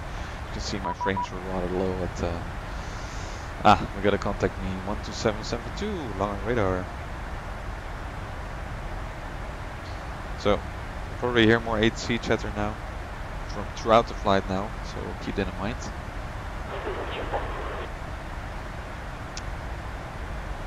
We are inbound Tetgo, flight level 360. Oh. Lottery Foxtrot Zulu, direct to Zulus. Zulus. Direct Zulus, lot 3 Zulu.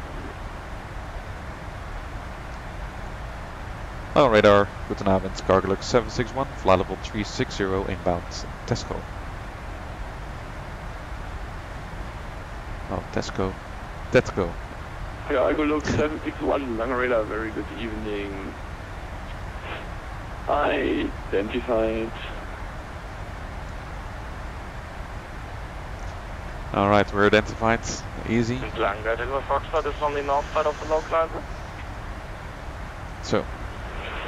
Delta Lima Fox. We're good to go. We're now back on the air traffic control. Maybe we'll get it direct at some point, although it probably doesn't matter that much. Our route is pretty much straight. Okay, we'll make a right heading. So I don't think that will be a problem. Yeah, we'll make a right heading 247. See, any more questions that I can answer? Well, Aviation, thanks very much. Glad you liked the videos. And have fun flying in the virtual world. Lufthansa 416, turn right heading 090 now. Alright. Just gonna quickly check on VPilot whether I can receive some ATIS already. No, not yet. Not sure which runway is active at Copenhagen at the moment. Maybe I can check on VATMap, so I can already kind of plan ahead. See if I can get the ATIS. It's usually a bit tricky. Austrian 125 Foxtrot descent 5000 feet, QNH 1023. Can't yet.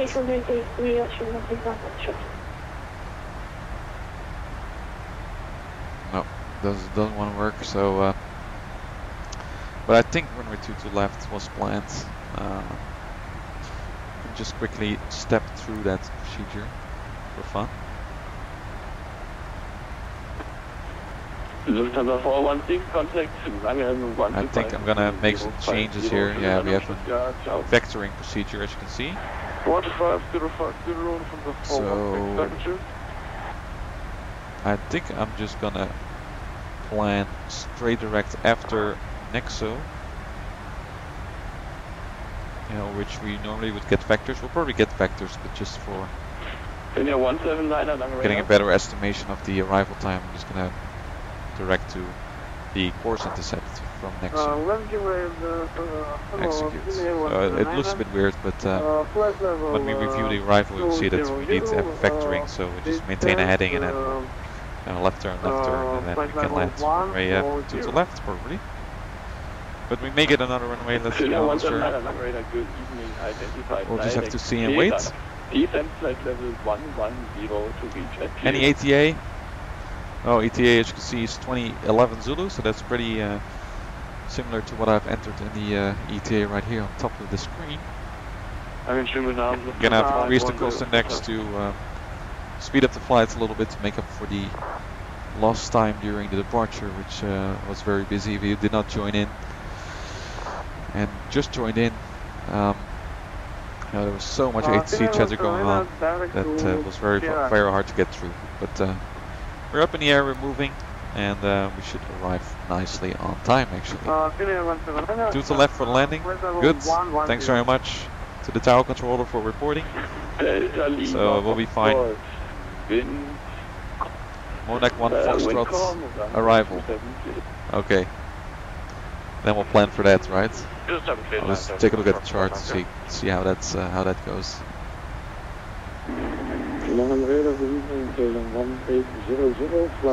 See this frequency, we can hear. This frequency is a little bit more structured. Luckily. Let me just open up a chart here of Copenhagen. I updated the charts today. Make sure I have the latest information. Arrival. Star 22 left. I'll show you guys in a second. 510, altitude 4,000 feet. So if you want to wait for the landing, you know, just make sure you tune in pretty much by 2000 Zulu. So in about 15 minutes, then you will be probably in time for landing. In 125 Foxtrot, turn left heading Okay. 270, cleared Alps Zulu, 25 right. Let's take a look. We might get an RNF arrival actually. I'm not sure what the Monarch 1 Foxtrot is.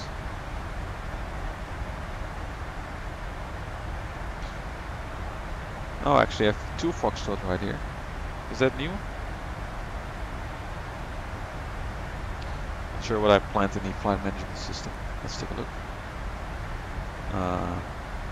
Copenhagen, ILS to the left. I think I just selected something random. Monarch 2 Foxtrot. And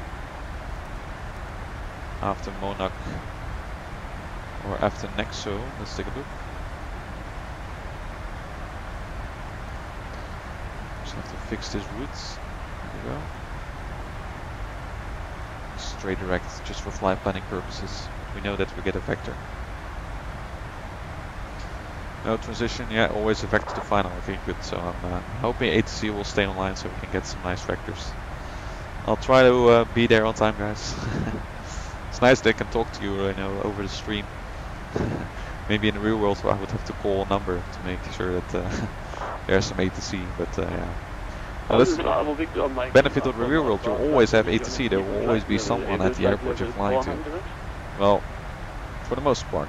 I'm sure there are other. I know there are other airports where that's not the case, especially smaller airports.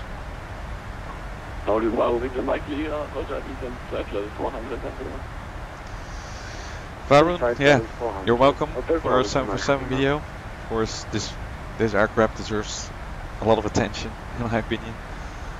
Really nice to fly so far. As you can see, we got a pretty much straight crosswind at the moment, so. Well, at least it's not straight headwind. Would have slowed down the flight even further. Yeah, so what else can I tell about the 747-8? Maybe it's turn on some dome lights. You know, maybe cover some of the differences. This is all still the same, pretty much. Yeah, not much difference. Now, I think this is also the same.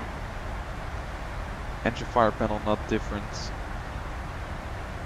Engine start panel is a little bit different. Right now the knobs, you know, are just integrated all in one. There's auto start by default for these engines, so you very simply just pull a knob and then put on the fuel control switch to start the engine. And you will not see the white light on these knobs on the Dash 8. So 400, if you pull them. You know, if the ignition starts, you will see the white lights, and then when the ignition stops, the white lights goes off. You know, this switch goes back into position, but in this case you don't see it.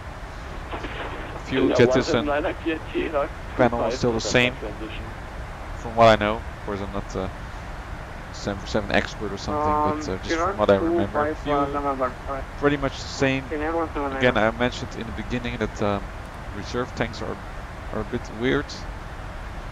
So normally, where you would have to, you know, make sure there's, if you have to get a tank to engine configuration, so each tank supplying its own engine, you would do that when there's equal amount of fuel in tank 1 and 2 and 3 and 4. But now we have to count up fuel tank 1 plus the reserves 1 has to be equal to the amount of fuel in tank 2, in main 2. Same for 4. Main 4 plus reserve 4 should equal 3, and then you should go to tank 2 engine. So that's a bit different. So just keep that in mind if you the aircraft should give you a message when you need to switch to the tank to engine configuration anyway. Yeah, anti-ice is also different. Hello Andre. Yeah, I can show the outside quickly. There we go. Flying nicely. We passed most of the Alps already, of course. And big chemtrail. Alright, engine anti-ice panel is indeed different. Just leave all the switches in auto, you usually be fine, but you can also manually control it. Wipers of course work. So maybe during landing we'll get some rain, but I'm not sure if I can actually show the wipers working. Lights are still the same. From what I know, all this also the same. The packs are a little bit different. Usually would have those turning switches right here, but now it's just the push switches for the packs. So that's also different. Yeah, gear handle is very obvious. It used to be quite a large one, like the 737. But now it's just a small one, like the 777. So that's very nice. Then here we got, you know, on this panel we can select the different status. Again, we got the electronic checklist, which of course is different, and the way you control it is different. But for the rest, this is all pretty much the same. Only the flight control page does look different, because you can now actually see all the control surfaces moving, so that's very useful. Yeah, what else? Yeah, EFB I already mentioned. I already mentioned the radios for the most part. And yeah, that's pretty much it. There was one more difference that I noticed in my last flight. I'm not sure anymore what it. Oh yeah, I did notice. You know, this is just a simulation thing. So once the winds, you know, change a lot during the approach. You know, usually in PMDG aircraft, you would see it going in step by step, you know, like this. But now it actually simulates this smoothly, so you now can see wind changes smoothly. Which is very nice, because that's how it happens in the real world. So rather in steps of 10 degrees, you know, like this, now it's just, you know, moving along smoothly as the wind changes, so that's very nice. Didn't see that on other PMDG aircraft, so again, a simulation thing, but it's nice to have. Runway 25. Okay. Yeah, the clock is missing. Also, yeah, just discovered that. Someone mentioned indeed that it's now on the navigation display right here. So, yeah, that's a bit different. You can press the clock here to start the timer. You can see, it starts to grow now. Well, I didn't do that for this flight, but you can see the clock right here. Which is indeed the same as the real time. American 7 Larry, good evening. I identified climb flight level 280. Any more questions, guys, that I can answer for you? Still got 185 people on board. Wow, that's quite a lot. Now our top descent won't be until, let's take a look. Top descent is 1945 Zulu, so that's 25 minutes. And we arrived nicely on time, 2010 Zulu. You cannot see that right here, 2010 Zulu. So, how's the 747 to fly? Yeah, it flies very smoothly. I can just maybe just show you. Control probably won't be too much bothered by this. Disconnect the automation. The yoke moves smoothly, the aircraft moves smoothly. It's very easy. Again, there's an element of fly-by-wire.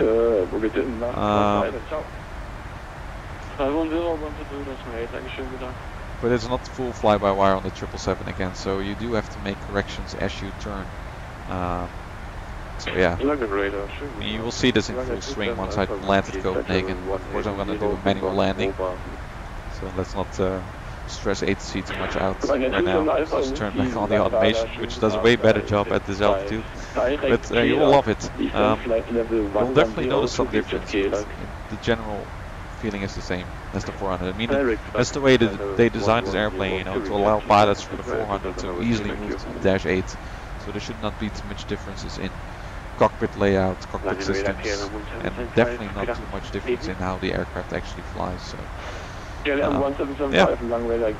absolutely worth it. It's really, really worth it. I mean, this is the Queen of the Sky. It's probably the last version that we'll see, I think. And it's really fun to play around with new systems and with the EFB and all that stuff. And, you know, it's just nice to control this big aircraft. It's bigger than the 747-400 as you saw in the review, so yeah, it's just nice. And also a lot of cargo airlines use it, so there's always plenty of airlines that you can play around with, basically. Good evening, identified. What else? Any more questions, guys? Does Prepared need scenery add-ons? Yes, it does. It's not like X-Plane. You do kind of need to get nice add-ons to, for example, the just get nice airports with overall better textures like Pushback. Makes it look a whole lot better, in my opinion. I'm surprised that this camera is still working. Is it still 60 frames per second, or has it lowered? Because it should be at 60 frames per second. But I'm not sure. I'm gonna pour myself some water. Talking a lot, more than I do usually. It's like giving a lecture. Stability of Prepared, well, so far it's been stable. I have not encountered any problems myself. Nor in relation with the 747-8. Can the wings be seen from the cockpit? That's a good question. I did not cover that in the review, but I'll show you what it looks like. It looks like this. So they've just included, you know, a very rough sketch of the engines and the wings. For the shadow, so that, for example, when you land at dusk or dawn with the sun behind you, you can see the entire airframe in front of you during the landing, which is very nice. So, unfortunately, not a complete wing view, so this is just a shadow model.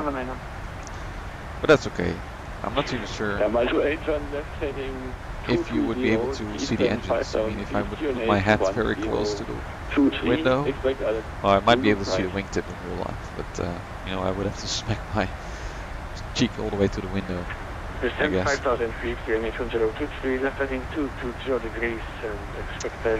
How's the weather in the Netherlands? Yeah, right now it's getting colder. It's definitely getting hotter. We had some pretty bad weather last week.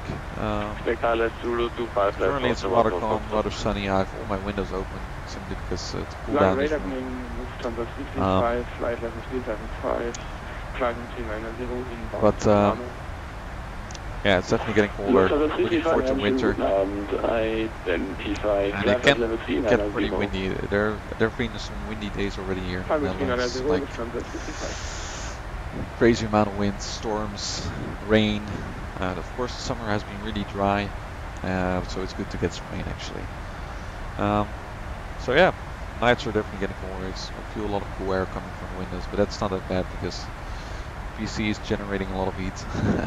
Enough heat to keep the room warm with the window open. Okay. It's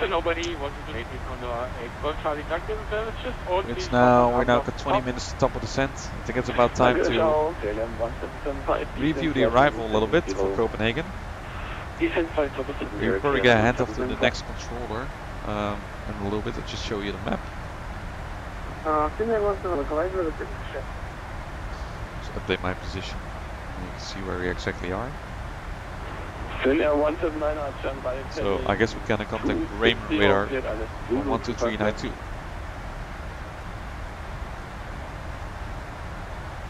And that makes sense. As you can see, we're quite close to the border of Raymond radar. And then we cross all that area, and then we arrive into Copenhagen. So it's good that I didn't fly to Amsterdam. As you can see, it's really not a lot of traffic up there. Alright, the iPad doesn't seem to be updating anymore. I'm not sure why it does that. Well, get the picture. 1800, contact Langen radar 135, bye-bye. And I'm gonna do one more check of the ATIS at Copenhagen. If I can receive it already, no. Well, we already planned for runway 2 to left, so 121 Foxtrot, left heading. it should be fine. 190, descent. Correction, Increase descent the range a 4000, little bit. QNH 1023. Alright, so Descent 4000 feet, QNH 1023, left heading 190, and 1 Foxtrot. I can show you guys, hopefully now it works, yeah. So we have the approach Monarch to Foxtrot for runway 2 to left. As you can see, this is the chart. Runway 2 to left, transition altitude 5000. Just gonna have to update the transition level shortly. We arrive here at Monarch. Then Cordon, VOR, DME, fly that outbound on radio 031. First to Nexo and then outbound radio 031, and then we get vectors, so then we get Yeah, Malta 328. fly the approach. Right. It's gonna be this one. Takes a while to load, of course. So we just get vectors. Turn left here, inbound course 217. And then we fly the ILS approach, which is frequency, let's take a look. I think 109.5.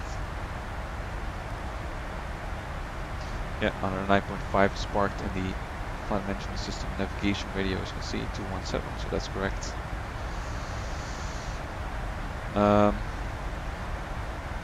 Let's take a look at the minimums for this approach. We're just going to fly Cat 1. I think the weather is going to be good enough for Cat 1. So minimum is going to be 189 on the barrel. 761 contact. Line radar 1CP, that's 995. Bye bye. Contact Langen radar 133.905. Cargo Luca 761. Bye bye. So we have to contact Langen radar instead of Bremen radar. Guess we'll switch to Bremen a little bit later on. We're in inbound Decal. Final 360. Radar guten Abend, cargo Luca 761, flightable 360, inbound Decal. Cargo 761, Maastricht radar, hello. Oh, it was Maastricht radar. I picked up Langen radar, but that's, yeah, that's correct. It's indeed Maastricht. So that's en route control. That's fine. Makes sense. So it'll probably be a little bit more quiet on this frequency, which is great because we're going to review the approach. So again, I'm just going to set the minimums. 189er category D aircraft on the barrow. Hello, Ryanair 182 on this view, Preflight 370. So let's take a look. Barrow. Let's make that 190. Ryanair 1821. Maastricht radar, hello. And then let's review the missed approach procedure. In case of a missed approach, climb to 500. Whoops. Or 1.0 DME from Oscar X-ray Sierra, which is the ILS DME. Whichever is later, and then turn left to track 187, climb up to 3000, inform ATC. Okay, so pretty easy. 1 DME or 500 feet, whichever is later. Left turn heading 187, climb to 3000 feet, go inform ATC, and then we probably can try again. Anything else about this approach? MSA 1600 feet right here. Yeah, I think we're going to be fine. I'm just going to calculate the speeds. And we can use the EFB for that, of course. So let's take a look. I'll do a switch set for that. There we go. So we can now go to landing performance. can search for an airport. That airport is going to be Copenhagen. Now, the reason why you want to calculate the approach speed via the EFB, because the EFB includes things like runway length, the weather, the wind, you know, stuff that the FMC doesn't, you know, take into account when calculating this. So we arrive runway 2 to the left. Again, I don't have an ATIS yet. Yes, I do have an ATIS. I'm just going to request the text ATIS. So I'm just going to read it for you guys. Kastrup Airport, departure and arrival information Foxtrot. Expect ILS approach, runway 2 to the left. After landing, vacate runway. Yeah, I guess so. Right now, 1821, clear off. Departure runway 2 to the right. Transition level 60, I already said that. Wind 240 degrees 19er, so we've got a bit of a crosswind from the right. Visibility more than 2 kilometers, so that should be no issue. Sky condition, view at 1700 feet, scatter 2000 feet, broken 2500 feet, so it's quite cloudy. Temperature 16, dew point 14, QNH 1014, no sick. Okay, so we have the correct runway, that's all fine. So I guess it hasn't rained, so we'll just select the dry runway. Again, the wind is 240 degrees at 19er, so open up the keyboard. 240/19er.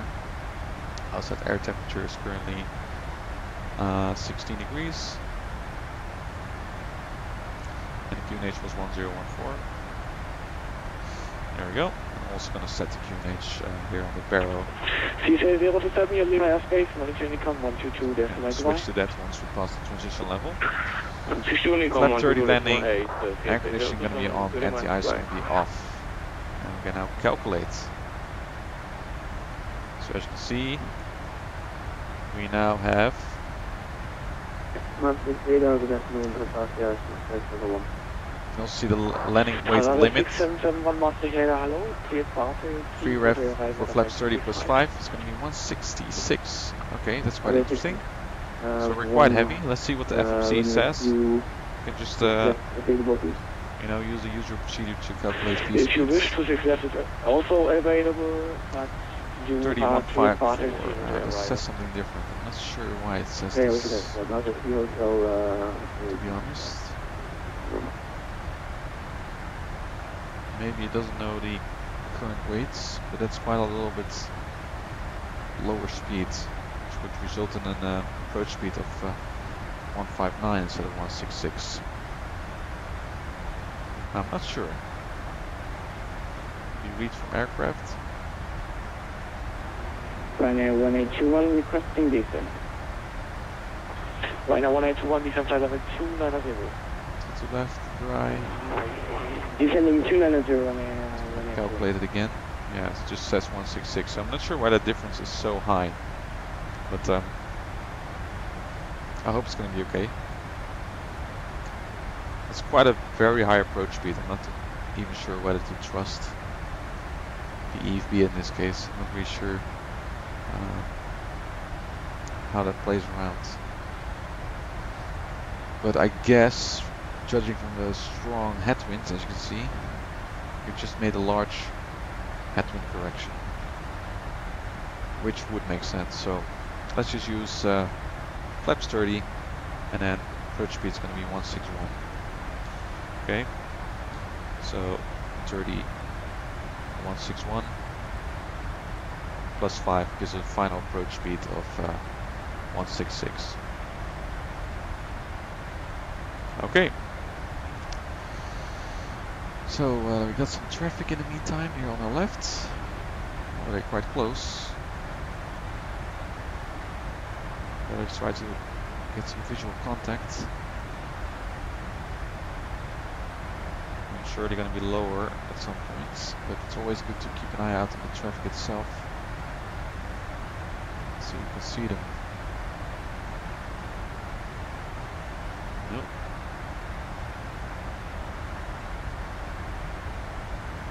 They're already a bit lower, cannot see them at this stage.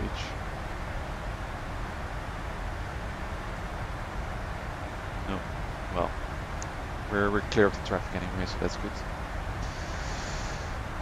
So, again, the approach briefing has been completed, I would say. And we'll just wait for our top of descent.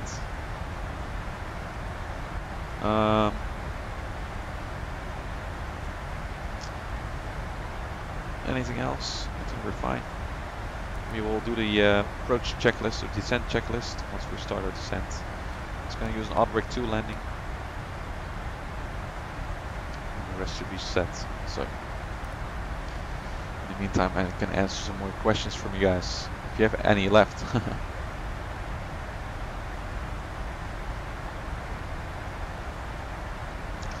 How many people do still got on board? 172. Good stuff. I think we're gonna break new records during landing. Again, make sure you share this live stream as soon as we're going to start the final approach, so people watch the landing. It's gonna be exciting. New aircraft, quite a lot of wind, quite a lot of clouds too. So let's see.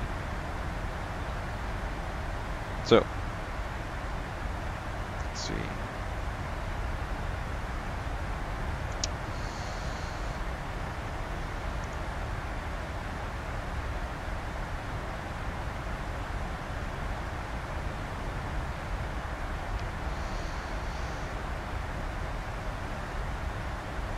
If I missed any questions, trying to scroll back a little bit. And do you have a cooler on your PC? Yeah, absolutely. You have to cool your CPU, right? Request, can you follow me? Yeah, you get the ATIS via the ACAR system. This is Maastricht radar. You are not hopefully in the future. You know, PMDG is developing global flight operations, so hopefully that integrates with VATSIM some way as well, so you can get stuff like that through the ACAR systems. That would be nice. Yeah, Dennis, I'm studied health economics here in the Netherlands. Does the NOTAM button on the EFB actually display any NOTAMs? I don't think so. I can check for you. Where is it actually? Is that on performance? NOTAMs. I don't think it does. No, I don't think it does. Again, that's maybe something for global flight operations once they implement that. But that would be nice, because I would just assume that there's some sort of database for NOTAMs that you can just easily, you know, upload through the EFB.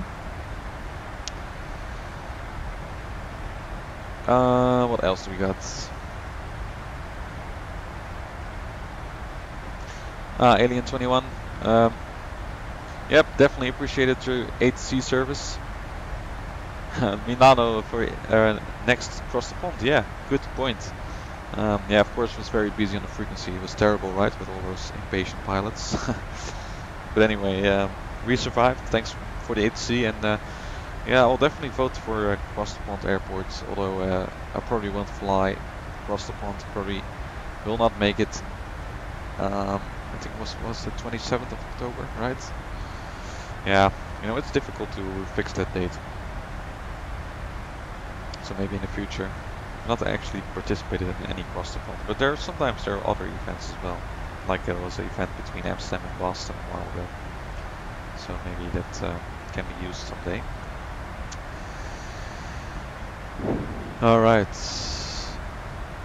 Christian, do you fly the 787? Yes, I do have the 787, but I gotta be honest, I don't fly it at the moment. In my opinion, it's not very stable. Could be better. The quality wings, that is. So I know they've released an update, but again, people reporting problems. I'm not sure what's going on there. And the lack of, you know, being able to set key assignments easily and to, you know, control functions of the airplane through a keyboard, for example. Yeah, I don't know. So I'm happy that I can fly the 747-8, which, you know, has the same engines at least. So you can have kind of a similar sound.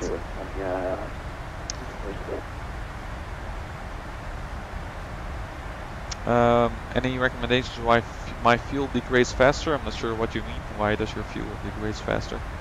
Maybe you just have more headwind. What are your FPS? Well, I can show you. Well, you cannot see that, but it's averaging around 30 frames per second,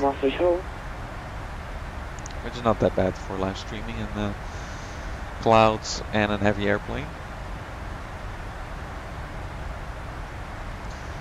And Daniel, looks like it's only for entering performance-related data manually read from NOTAMs. Ah, yeah, it could be.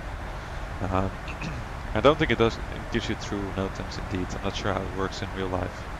It would be kind of convenient to get NOTAMs. I usually don't look up NOTAMs on FlightSim. FlightSim doesn't really make sense, but I know it's. Sometimes there's runways or taxiways that close, and in that case it does make sense to read NOTAMs, but usually that's uploaded on fact websites. Like for example, like right now in the Amsterdam runway 04 and 22 is closed for a couple of weeks for maintenance. So not all runway closures on VATSIM get simulated, but if it's a big one that lasts for a couple of weeks or days, it's usually simulated. So okay. Top of descent coming up in 20 nautical miles in about 3 minutes, so we'll be asking clearance to descend soon, and then we'll arrive into Copenhagen, hopefully safely, without any blue screen of death or crash to desktop. You never know. Right here, thank you very much. This is prepared version 4.3. And we're flying the PMDG 747-8. And as you can see, it looks beautiful. I really liked the departure as well.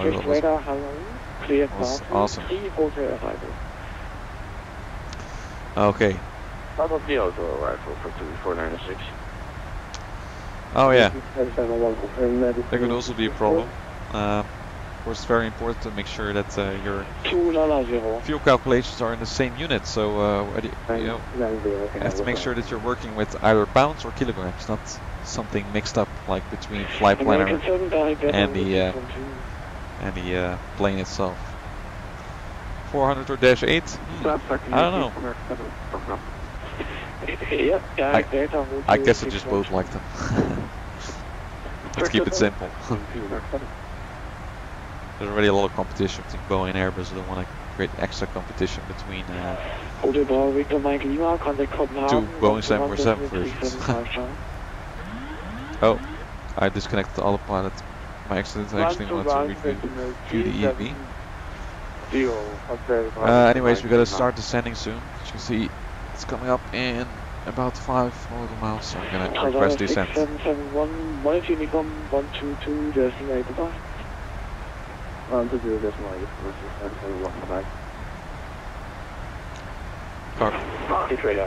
Good evening, Italia 130. It was just a second earlier. I could see that from the receive light. Italia 130 Maastricht, hello. Aiken. And then we'll be able to set a lower altitude and start descent. Cargo 761, request descent. Cargo 761, descent level 200. Descent level 200, cargo 761. There we go. 200 to set on the MCP, and we'll be starting descending. It should start its descent pretty soon right now. Again, it's a PMDG aircraft that shows, in everything basically. It just performs well on the VNAV and the LNAV so far. Not encountered any problems. Okay. Looks like we are going to hit some clouds, so I'm just going to turn the weather radar on. Don't think there's any thunderstorm activity in this area. It would probably just be a little bit of rain here and there. And I actually do want to perform the descent checklist actually. Forgot that. Just check the recall. Nothing shows up. Notes should be checked. Auto brake is set to. Landing data VREF was 161. Minimums are Holding set at at 190 on the barrel. 240. Approach briefing has been completed. Descent check was completed. Skyline 483, this is radar, contact Bremen radar 123.925, 123.925. And this is also different. As you can see right now, there's an extension to the magenta line right here. I guess it's something to do with, you know, in what kind of range the VNAV wants to stay during the descent. Kind of like the Airbus.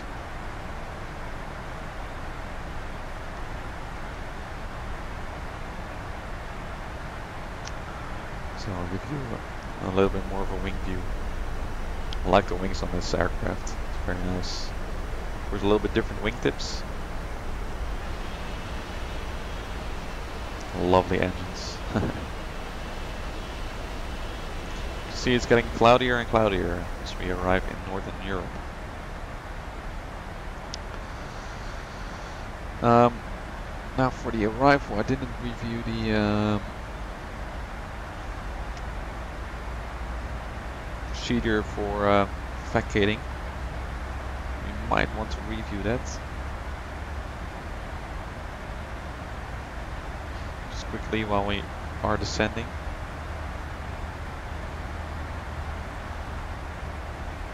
So, as you can see, we have here a chart. Standard taxi routes used for landing, 2 to left. So just vacate and we taxi via Bravo, I guess, and then we enter the apron.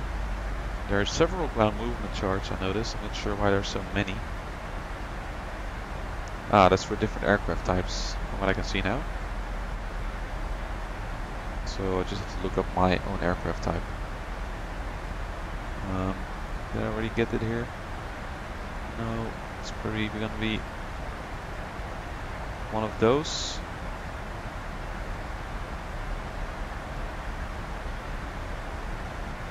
ER. This one? Not sure. 747. Ah, missed that one. Guess, yeah, maybe it's the same category. Although the wingspan is a bit larger, I think, on the 747-8. So we vacate to the left, yeah, cross via Bravo, and then we enter the apron. And I'll just take a look at the aerodrome chart. See where the cargo area is. From what I remember, it's up here. So probably Bravo, then Victor, cross runway 2 to left again.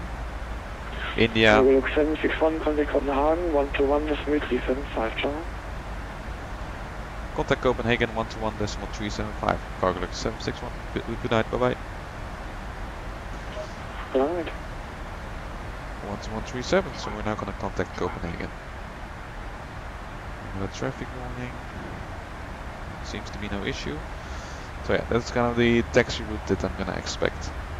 So that gives you a head up as well, right?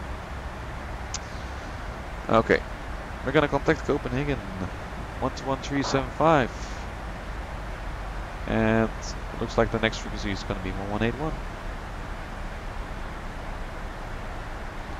Make sure that's already tuned in, and I'm thankful that the controller has to, stays up for this late arrival.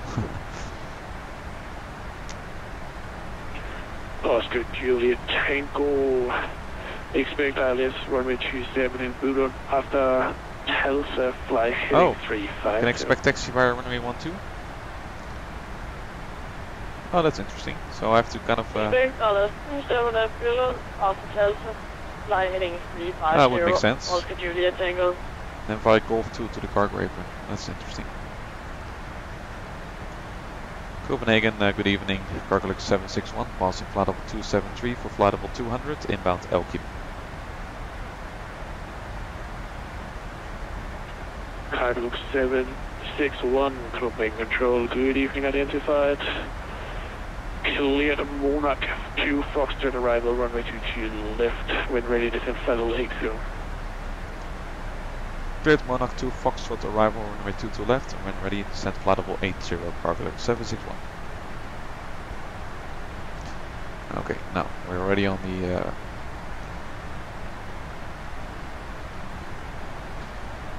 the VNAV profile that's already been programmed, everything. So Nexo, and then we keep a track after Nexo. It's going to open up that chart. Scandinavian 455, within 3,000 feet. 7 to 3,000 feet, Scandinavian 455. Basically, you're just going to remain heading after Nexo. Keep on the vector. And then we'll get the vectored, and then we can slow down for the final phase of the approach. So we've been cleared to flight of 80.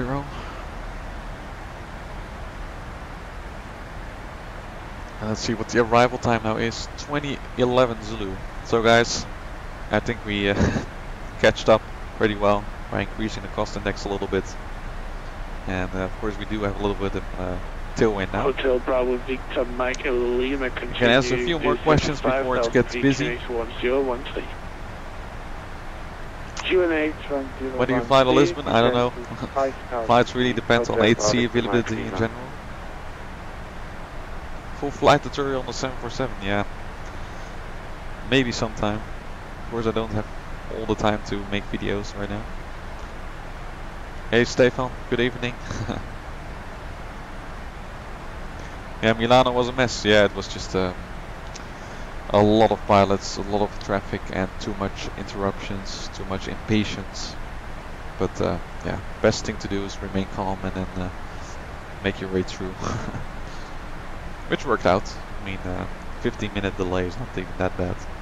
Just hope it doesn't go like that in real life in Milan. Now 354, contact now Bremen 123. And so far the aircraft performs really well, as you can see. So, by the way, if any patrons are watching, again I will be doing a post-flight live stream a little bit later right now, of course, than planned. So make sure you stick around. And I will go live after the stream has ended, you know, within about 5 minutes. Eurowings and 956, you're leaving my airspace. No share the experiences so far with the 747-8. As you can see, we're flying over water right now. Thank you, bye-bye. Then the other side looks very cloudy. But here we have a view of the water on the first officer side. And the moonlight, you see it shines nicely. Thanks Rainier for the sub, that would be much appreciated. And yeah, there should be weekly videos up on this channel. Scandinavian 455, turn left heading 130. Okay. Target again, heading you broke up. Left heading 130. We're doing well so far.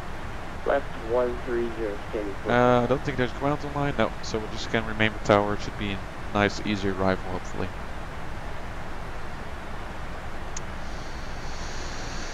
Yeah, we're cargo at 761, as you can see on the top. Yeah, to have stormy weather, you know. Somehow, you know, usually during my VATSIM flights the weather is always good. You know, in Milan again, but it did give some nice views, right? So, but the weather is going to be a little bit more challenging in Copenhagen with some stronger winds, and hopefully we'll encounter some rain to see it on the windscreen. By the way, what you also get with the PMDG Rainmaker is bugs splashing on the window. So depending on the conditions you fly in, if there would be a lot of bugs around, you can't see the splashes like you would see on your car window. All stations, Copenhagen Control will be closing in approximately 10 minutes. Alright.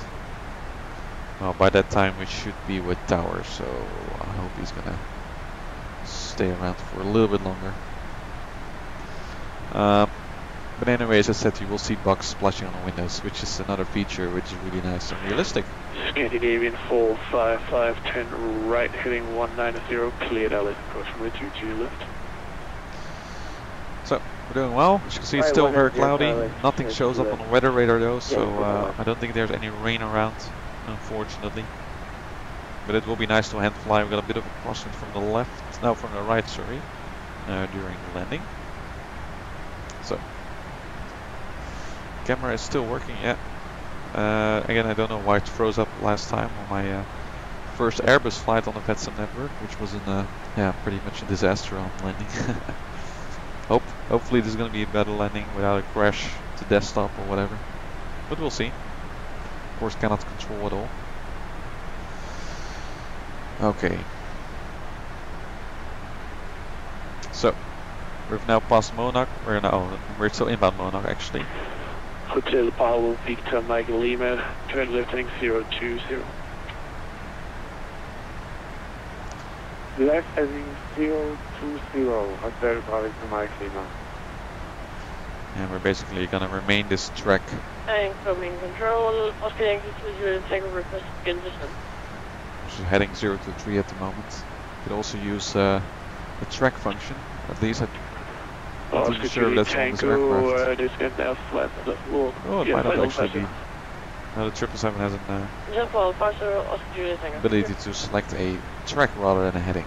But I'm not sure if that's fitting on the 747-8. Copenhagen controller, So we just fly this heading. Otherwise, if you would fly, if you would do this and then select heading select, of course it will, you know, adjust for the wind by turning right. So you have to actually, according to the approach, you have to fly the track outbound the VOR that we're now inbound.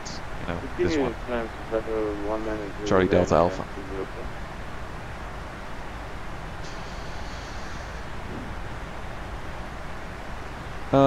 Question by Stefan, what do you think about the 757? I guess you mean Captain Sim? Yeah.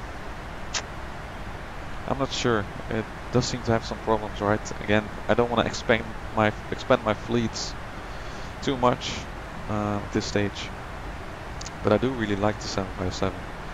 I do kind of miss that. It would be nice if the PMDG makes that next. But of course we're gonna have the 737 NG3 first, which should include a MAX, by the way. I'm gonna turn off the dome lights for now because we're getting into the approach. So I want to be able to see a bit better outside, as always.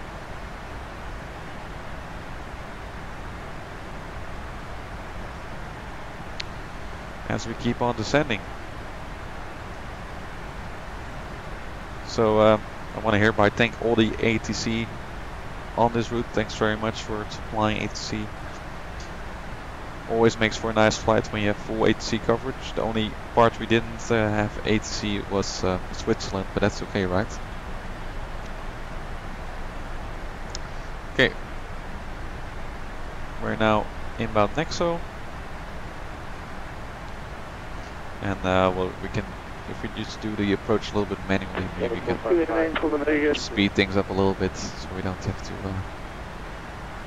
fly too slow.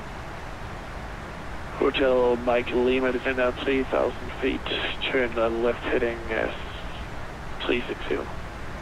So guys, hope you all settle in for the landing. We'll be arriving shortly. 163 people watching right now.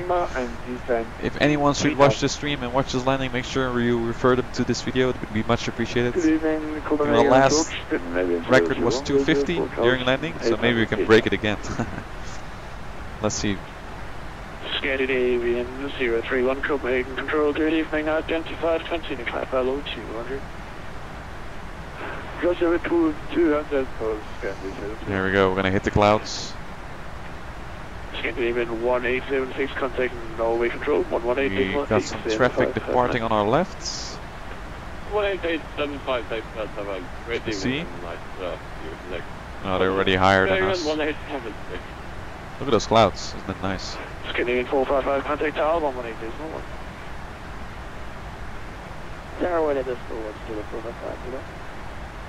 Wow.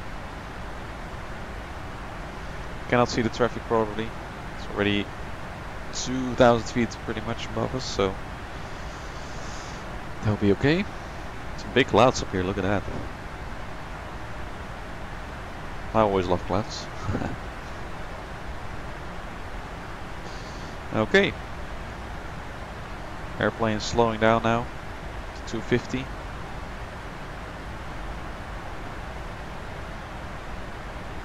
Wow. Really flying through this, you know. 761, continue descent, follow 50. Continue descent flight level 50, calculate 761. I guess the... Okay, cargo 761, correction, that is 5,000 feet on QNH, show 1013. Roger, 5,000 feet on QNH 1013, so calculate 761. Alright, so that's nice. Heading select quickly. 021. There you go. And we'll continue our descent. Just gonna use flight level change now. 250. Set to 5,000 feet and set the QNH to 1013. There's the departing traffic up there, as you can see, blinking. Ryanair 604, unfortunately no. Enjoyable flight, thanks very much. Glad you like it so far. Look at those clouds, really cauliflower look, isn't it? I hope we're gonna have a nice landing. I hope the sim survives. Everything should be ready. Since we're now on local QNH, we can do the approach checklist. Altimeter is set. And landing checklist is next. Left heading 310 and descend. Same aviation, hello. Good Good evening, I'm doing well. I'm flying a 747-8, so...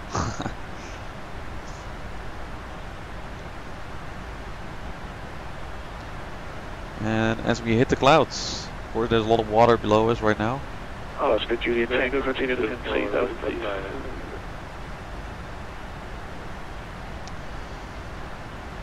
So far so good. Tango, Mango, please again. Oscar Juliet Tango, continue to 3,000 feet on QNH 1016. And we're gonna make a nice manual landing as soon as we have the runway in sight, so we can really experience the hand flying of the 747. Hotel Mike Lima, turn left heading 260, clear Alice, approach runway 22 left. Left heading 260 and but 3 at currently there are a lot of clouds that we still have to pass, as you can see. I like the looks though. Seems like the moonlight has a nice effect on the clouds today.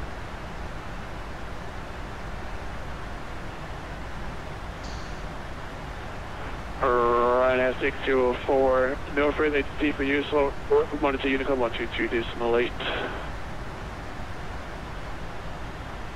128, have a nice day, Ryanair 604. Alright. Gonna have my pen in the standby as well, because we're gonna need to write down the taxi routes as we land.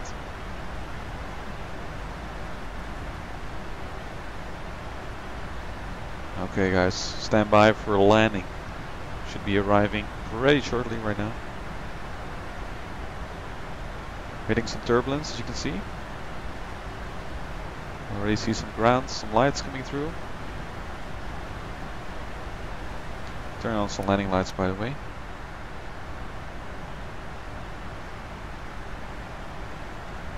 Frames are getting a bit lower. I guess the airport is loading. Hope it keeps working. And we can probably expect a left turn in a bit.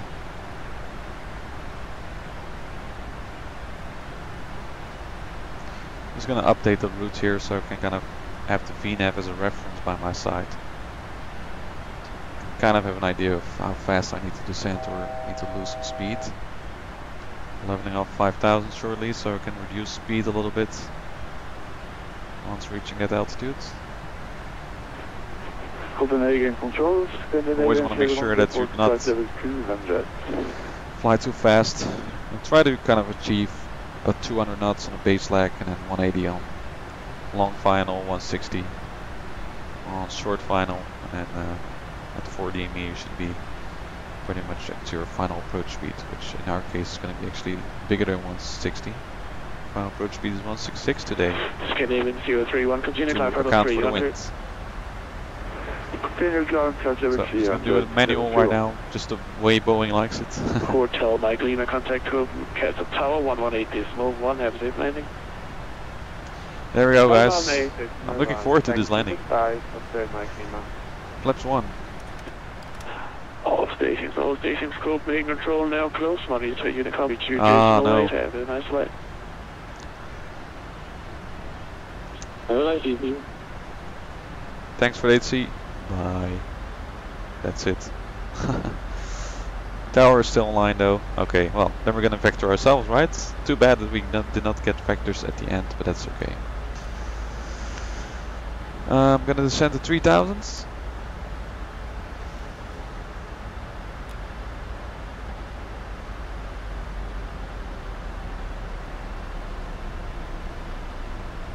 There we go. And then we'll just vector ourselves around.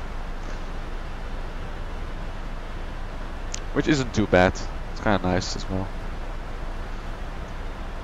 So we can fly a nice approach ourselves. As you can see, we're now pretty much on the downwind flag, and I'm going to turn base shortly. So if we're runway 22, we have to fly heading at 290 right now. No, 310, sorry. Okay, let's turn left, 310. There we go.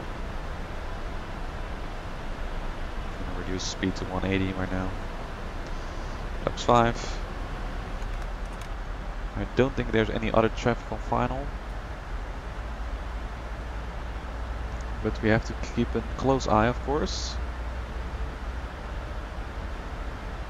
Wind speed is now reducing quite fast due to the headwind. Flaps 10. And we already received the ILS signals.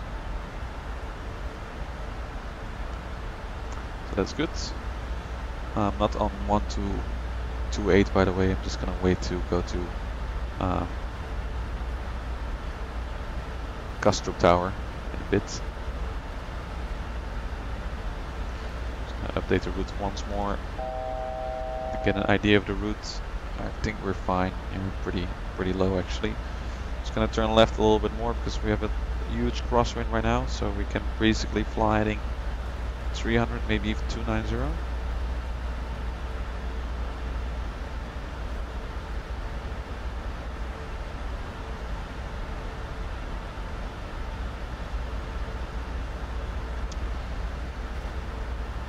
Okay.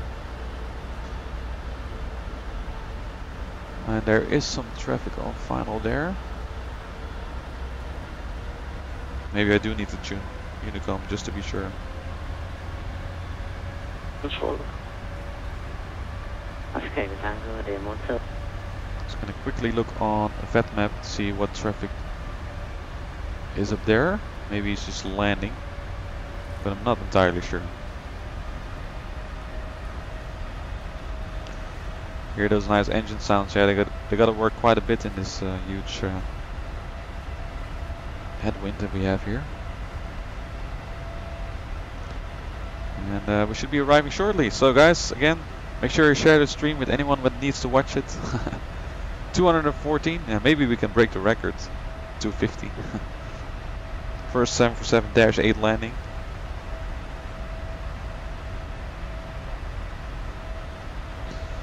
Alright, the glide slope is already coming up, which is interesting because it should not be showing up yet. Maybe gonna turn right a little bit just to make sure I'm not catching up too much with the glide slope before capturing the localizer. You know, you kind of have to freestyle if you're vectoring yourself around, which is okay.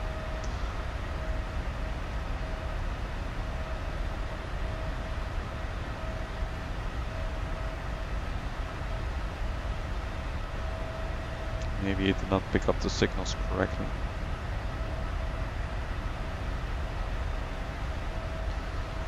But we'll turn left soon. Tower is still online, so that's good. Yeah. Okay. Let's turn left. I don't see the ILS signal anymore, which is quite interesting.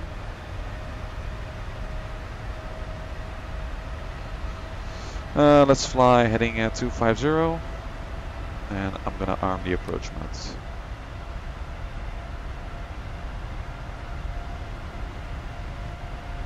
I think I'm gonna descend already a little bit so I don't capture the glide slope from above. Not sure why the ILS signal is off from the approach we selected? This to the left, right? Yeah. You can see the runway already.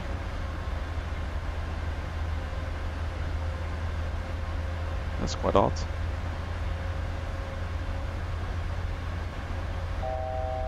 Didn't see that last time. Now we gotta, gotta contact me from tower. Yeah, I got the runway inside, so that should be fine. Somehow there's a mismatch with the data right here. I'm really not sure why that is. It seems also that the airplane is barely moving forward. Well, of course we're flying rather slow, so in a way it makes sense, but I'm not sure what's happening. Of course we've got a lot of headwinds, so maybe that's why. At least we don't have any traffic next to us, so we should be fine in that regard. But still I find it quite strange. Maastricht, we slangen finale banestrøget. Maastricht tegner det modtaget banestrøget til Trashen Go, vinden 250 grader til den knop. Og der er trafikkanalen til bane 2 til left. Trashen Go, bane 30, Trashen Go. Okay, I'm just really freestyling here, guys. Set to go around 3,000. And runway is inside. That looks better. Gear down, flaps 20. And continue to see. Go. After landing aircraft, you know what? I'm just gonna take over manually. I mean, we want to experience the manual flight anyway. But this is a bit weird.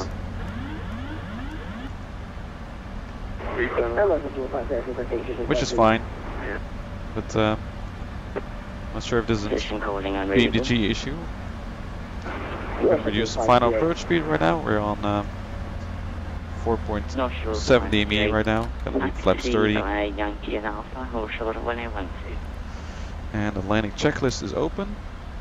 Just waiting for the flaps. Alright, thank you. No worries. Alright, somehow stuff is not working. No worries. My auto throttle disconnect knob was not working for some reason. We still have it under control, guys. Cargo 761, Castro Tower. Yeah, Cargo 761, final runway 2 to left.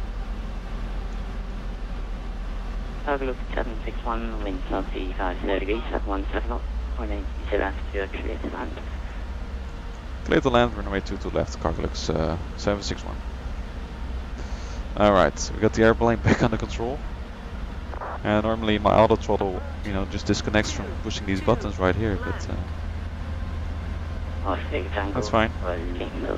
See quite a bit of crosswind. We verlengen Melvin banestrøget og skibbetunge. Just gonna stay a little bit right of center line to be able to align the nose with the center line later on. Vi vil gerne anmode om en full stop landing næste gang og skibbetunge.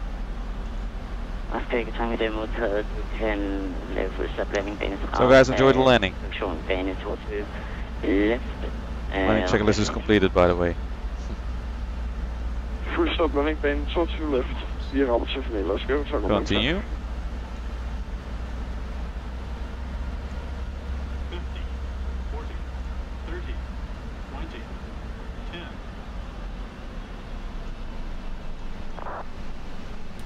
10. Oops. Yep, there we go.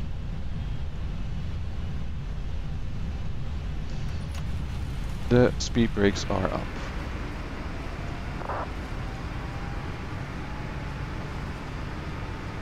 That was a nice touchdown. Maybe we can vacate here. Yeah, we can.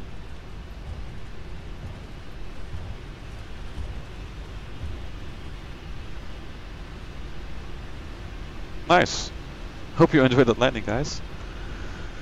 That was quite interesting, I must say.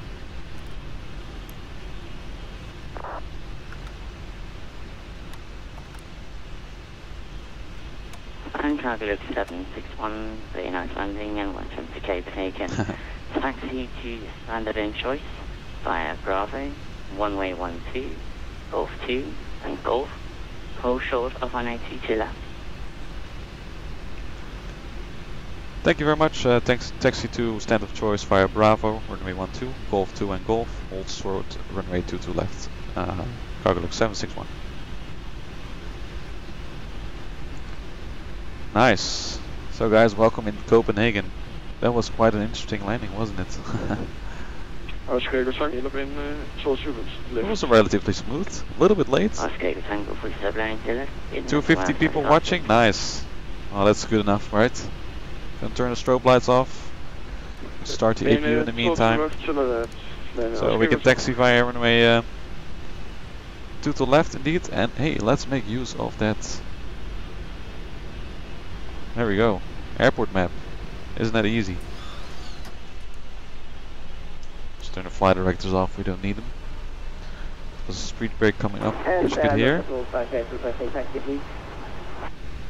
North Shuttle 528, taxi via disarm the auto brakes. Slowly point out 1, runway 22 right, cross runway 12. So. Taxi to runway 22 right, Yankee Alpha, cross runway 12, North Shuttle 528. We're gonna hold short runway 2 to left, which is quite interesting. It's apparently there's an hold short line on the runway itself. Thanks guys for the compliments. It was rather smooth landing. That's good. I'm glad you guys enjoyed it. Now you can see the holding points also on the navigation display. See that? So I'm going to turn back the strobe lights before entering a runway. So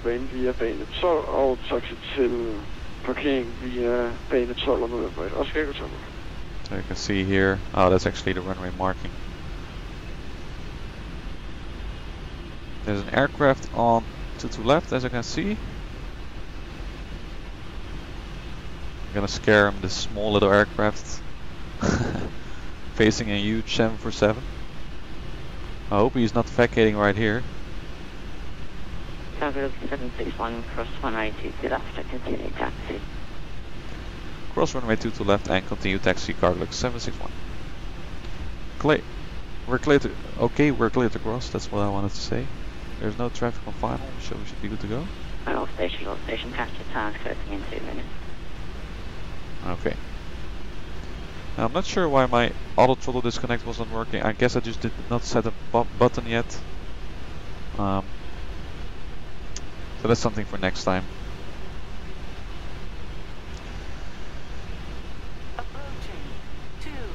And we're crossing the runway we just landed on. Ain't that nice?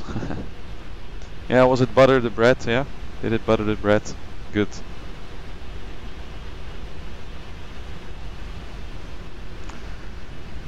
Amsterdam radar online on Saturday. Yeah, I'm not gonna be here. My flight's in PC, I think. Yeah, what kind of aircraft is that, by the way? It looks like a small business jet. Flying very fast. Looking nice. Okay, we're gonna turn left here.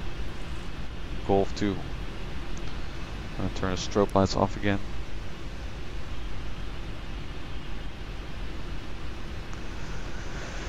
Whew. Well, it was quite an interesting flight, I must say. And a hectic start at Milan. And a bit of a hectic final approach in terms of some sort of mismatch. I'm not sure. So I have to kind of check that out, what that exactly is. In the meantime, the APU has started, so we're gonna just get the APU on the generator shortly.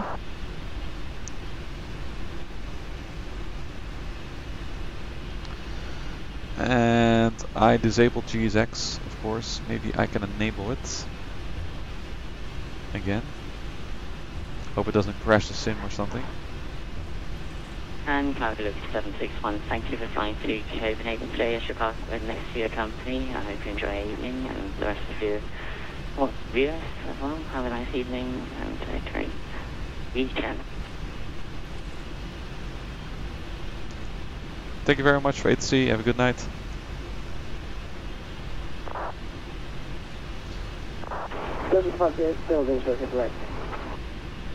Okay, I'm gonna quickly select the cargo stand. You know what? Let's park 126. 127.